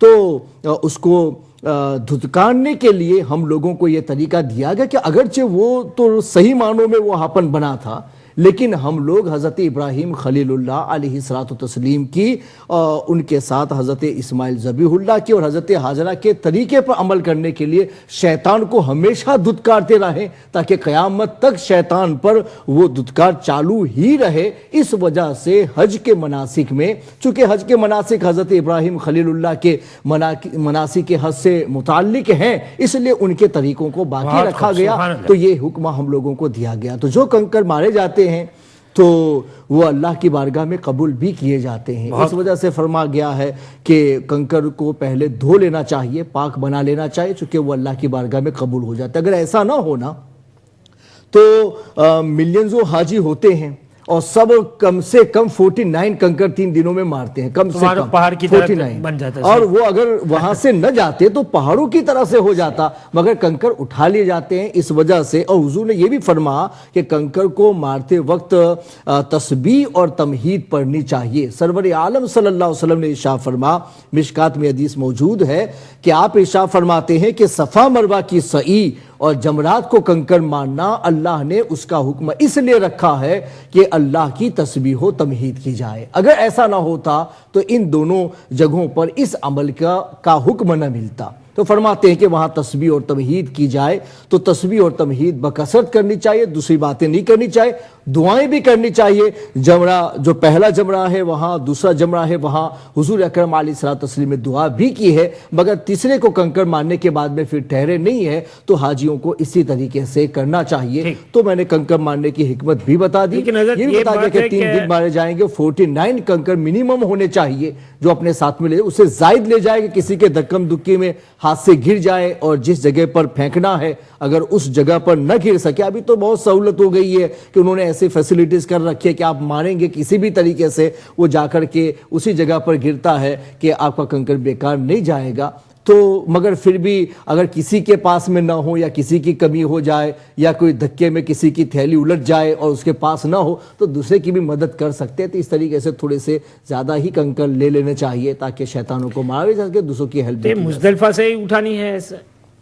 हाँ, रसूल अकरम अलैहिस्सलातु तस्लीम के तरीके में तो यही शामिल है कि मुज़दलिफा से, वरना कहीं से भी कंकर उठाए जाएं तो उसकी इजाज़त है। मगर अगर आप जमरात के पास ही से उठा करके मारे तो उसको उलमा ने मकरूह करार दिया है, चूंकि जमरात के पास में जो कंकर पड़े रहते हैं वो कबूल नहीं है, वही पड़े रहते हैं और वो आप मारेंगे तो इसकी वजह से उसको मकरूह करार दिया गया है। लेकिन फिर भी वाजिब की अदायगी का जहां तक सवाल है तो वहां से उठा के भी अगर किसी ने मारे हैं तब भी उसका वाजिब अदा हो जाएगा। ठीक। तो हज़रत साथ साथ में जो है अभी ऑफर भी एक सवाल आया है, जैसे आपने कंकरी मारने का जो जिक्र फरमाया तो मैं समझता हूँ कि वो कंकरी के हवाले से ही है, तो वो भी मैं आपसे सवाल कर दूँ कि कुछ लोग जो होते हैं वो कंकरी की जगह पर जब कंकरियां मार लेते हैं तो जूता भी उठा के मारते हैं, नहीं तो उससे वाजिब अदा नहीं होगा जी, जूते मारने से वाजिब अदा नहीं होगा। रसूल अकरम अलैहिस्सलातु तस्लीम ने हमें जो तरीका बताया है उसी तरीके पर अमल करने से वो वाजिब अदा हो सकता है। और शैतान से अगर लोगों को इतनी ही नफरत है तो फिर ये नहीं कि वो तो सिर्फ एक तरीका इब्राहिमी है, उसको बाकी रखने के लिए हमारे लिए हुक्म आया है। दर हकीकत उसके जरिए से हमें शैतान से नफरत दिलाना मकसूद है कि शैतान के वसाविस में ना आए, शैतान को हम धुतकारें, शैतान को हम करीब न होने दें, शैतान के बताई हुई बातों पर न चले, अल्लाह और रसूल के फरमान पर चले और शैतान से हम नफरत करें। उस तरीके को सिखाने के लिए ये मनासिक हज में इन चीजों को बाकी रखा गया। तो शैतान की नफरत तो यहाँ आके करनी है कि हमसे कोई गुनाह का काम ना हो सके, हम नाफरमानी ना कर सके, अल्लाह और रसूल के खिलाफ न जाए। हाँ, बिल्कुल बड़ी कीमती बात फरमा रहे हैं। असल में तो शैतान से नफरत बेजारी का इजहार है इसमें। बहुत खूब। सिर्फ ये नहीं कि इतना आप जोर से मार रहे हैं या आप कोई और चीज भी उठा के मार रहे हैं तो उससे आप जो है ना गुस्से का इजहार कर रहे हैं, तो ये उसी वक्त नहीं, असल में बेजारी है। तो एक शायर हैं हमारे मुल्क के पाकिस्तान में, तो उन्होंने एक मिसरा इस पर ये लिखा था कि असल में ये बड़ा अजीब मंजर होता है कि लोग मारते तो हैं उसको, तो कहते हैं कि हज करने गया था कौम का लीडर कोई, तो उसने जब मारा ना कंकर उसको जमरे को, तो उसने कहा कि अरे पत्थर मारने वाले आप तो अपने आदमी थे, आपको क्या हुआ आप क्यों मार रहे हैं मतलब कि ऐसा कि हमें वो मारे जो कल को हमारे साथ भी चल रहा हो। सही बात। इसलिए जू पत्थर मारते जाएं, साथ साथ उससे इज़हार बेजारी का मतलब ये है कि आज से तेरे साथ हमारा ताल्लुक कोई नहीं है। बहुत खूब, सुभान अल्लाह, सुभान अल्लाह। हजरत सिराज अब्बासी साहब ने हमें लंदन से सवाल फरमाया था कि तवाफ़ ज़ियारत और तवाफ़ विदा में भी रमल कर सकते हैं और इसमें भी रमल है?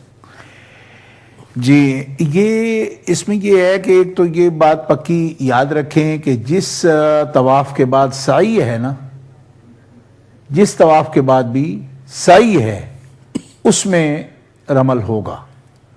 और अगर कारिन या मुफरिद तवाफ क़ुदूम में या मुतमत्ते जो है इहराम हज बांधने के बाद, शव्वाल के बाद, शव्वाल शुरू होने के बाद, यानी अशूर हज हों, तो किसी नफल तवाब में उसने सई और रमल किया है, तो इस सूरत में बाद के जो, यानी या तो तवाफ क़ुदूम में वो कर चुका, रमल और सई कर ली, तवाफ क़ुदूम के बाद सही की और रमल भी कर लिया, और या फिर ऐसा है कि मुतमत्ते ने एहराम हज बांधा और एहराम हज बांधने के बाद उसने कोई नफली तवाफ किया है, उसके बाद उसने सही की है, तो इन सूरतों में जब वो रमल कर चुका, सही कर चुका या सही कर चुका, तो फिर अब वो तवाफ ज़ियारत में या तवाफ वदा में उसके लिए रमल नहीं है। उनका सवाल तो रमल के बारे में था। जी जी। तो रमल उसी सूरत में होगा जिस तवाफ के बाद सही हो, रमल उसमें होता है। सुभान अल्लाह, बहुत खूब। जिस तवाफ के बाद सही हो जी उसमें रमल है, बिल्कुल, और जिस तवाफ के बाद सही नहीं उसमें रमल नहीं। सुभान अल्लाह, बहुत खूब।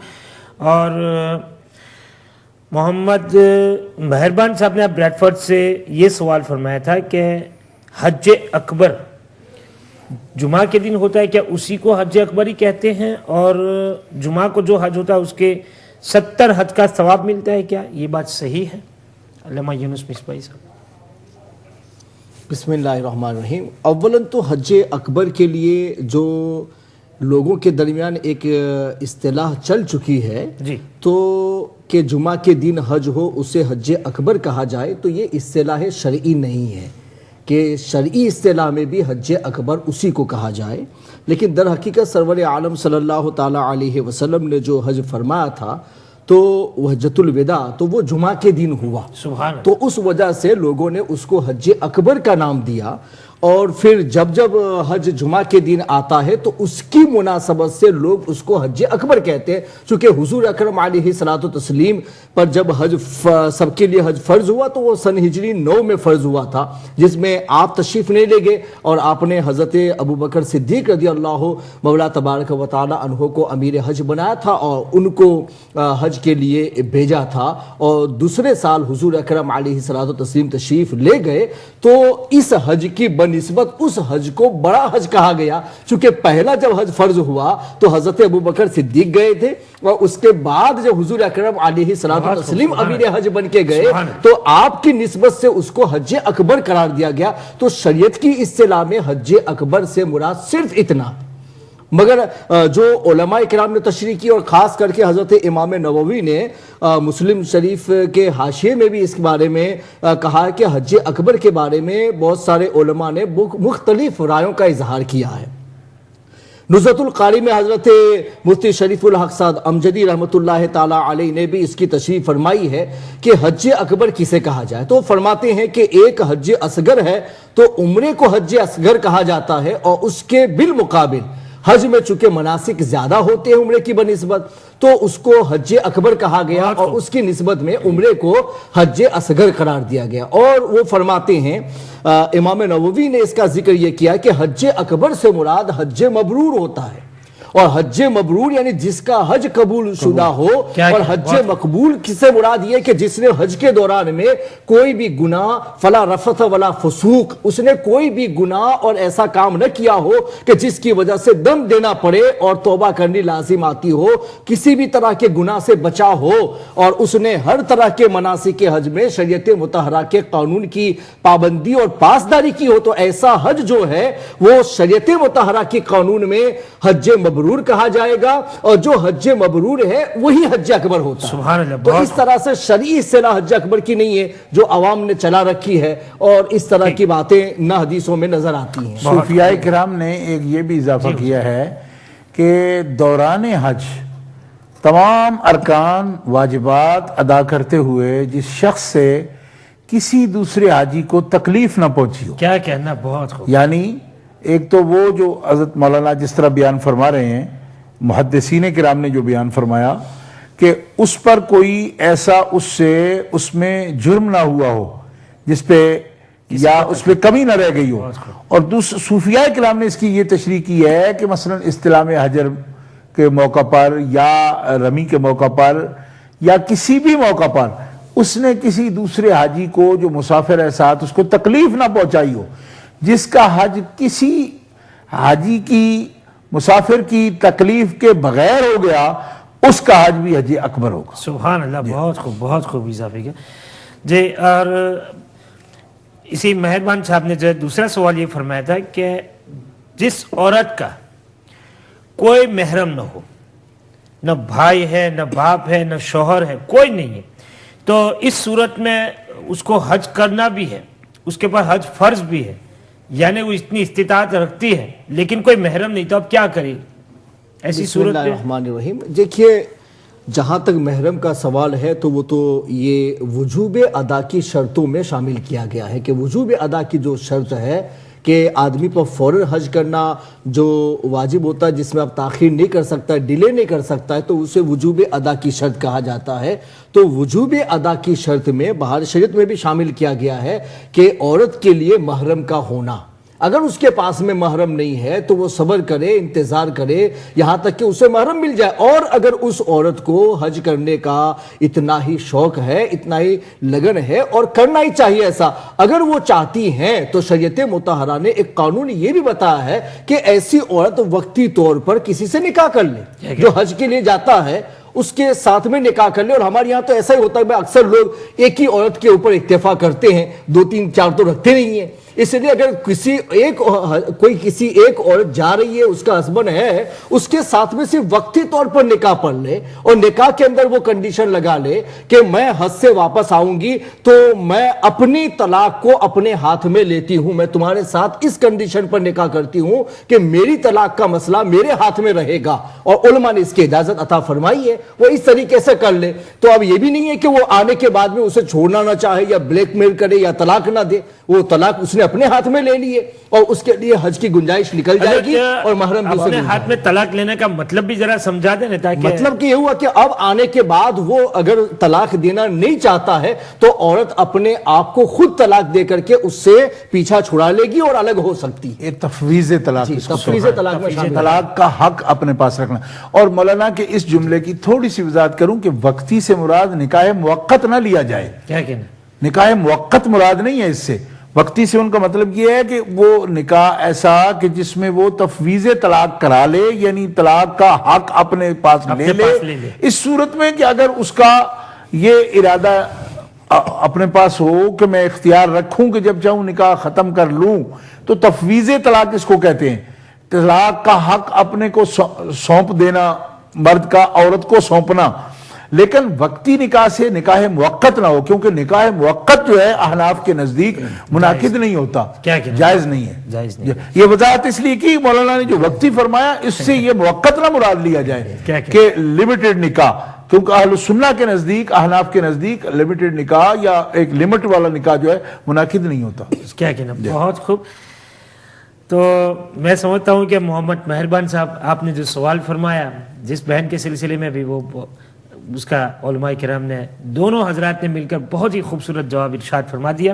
جی حضرت, آخری سوال میں آپ کی خدمت میں عرض کروں, اس کے بعد جو ہے وقت آگے بڑھنے کی اجازت نہیں دیتا ہے. محمد ناصر صاحب نے برمنگھم سے یہ سوال فرمایا کہ حج کا خطبہ سننا کیا واجب ہے یا ضروری ہے؟ حج کا خطبہ جو نہیں سنتا اس کا حج نہیں ہوتا ہے, کیا یہ صحیح ہے؟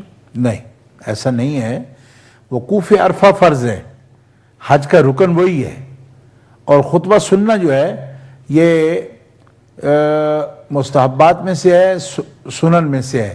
اور مستحبات میں سے یہ ضروری نہیں ہے, کیونکہ حج کا خطبہ کا سننا اجتماع عظیم ہوتا ہے. اپنی توجہ اس پہ کرے, یہ نہیں ہے کہ باتوں میں مشغول رہے, لیکن اس میں ضروری نہیں ہے کہ اس تک آواز بھی آ رہی ہو, ایسا کچھ نہیں. بہت خوب. ناظرین محترم, آج کے ایپیسوڈ میں آپ نے سماعت فرمایا مینا, مزدلفہ اور عرفات کے حوالے سے. مینا, عرفات میں کون کون سی عبادت پیش کی جاتی ہے رب کی بارگاہ میں, مزدلفہ میں کیا کیا جاتا ہے, ان تمام باتوں پر ہمارے دونوں علماء کرام نے بہت ہی خوبصورت قرآن و حدیث کی روشنی میں روشنی ڈالی ہے, اور آپ کے سوالات کے جوابات بھی خوبصورت ارشاد فرمائے ہیں. اس پر میں ہمارے دونوں معزز و محترم علماء کرام کا شکریہ ادا کرتا ہوں اور دعا کرتا ہوں کہ اللہ تعالیٰ ہمارے علماء کرام کی عمر میں, علم میں, عمل میں برکتیں عطا فرمائے, اور آپ کے علمی روحانی فیض و برکات سے ہم سب کو مستفیض فرمائے. ناظرین محترم, آپ کا بھی شکریہ ادا کرتا ہوں کہ آپ نے بڑی محبت سے, پیار سے اس پروگرام کو دیکھا اور کال بھی فرمایا. مجھے امید ہے کہ انشاءاللہ تبارک و تعالیٰ اسی طرح کل بھی آپ اس پروگرام کو دیکھنے کے لیے بیٹھیں گے اور سوالات بھی فرمائیں گے. اس پر میں تمام امت چینل کا بھی شکریہ ادا کرتا ہوں, ہمارے عارف آدم صاحب کا بھی شکریہ ادا کرتا ہوں کہ جس نے ہاؤ ٹو پرفارم حج خوبصورت سیریز کا انعقاد فرما کر کے ہمارے تمام زائرین حرمین شریفین کے لیے آسانیاں پیدا فرمائی. اللہ تعالیٰ امت چینل کو دن دنیا رات چوگنی ترقی عطا فرمائے. ناظرین, اب اپنا خیال رکھے گا. ملاقات کرتے ہیں کل صبح انشاءاللہ گجراتی پروگرام وائی کیو اے آپ کے سوالات کے جوابات میں انشاءاللہ. تب تک کے لیے اجازت چاہتا ہوں. السلام علیکم ورحمۃ اللہ تعالیٰ وبرکاتہ.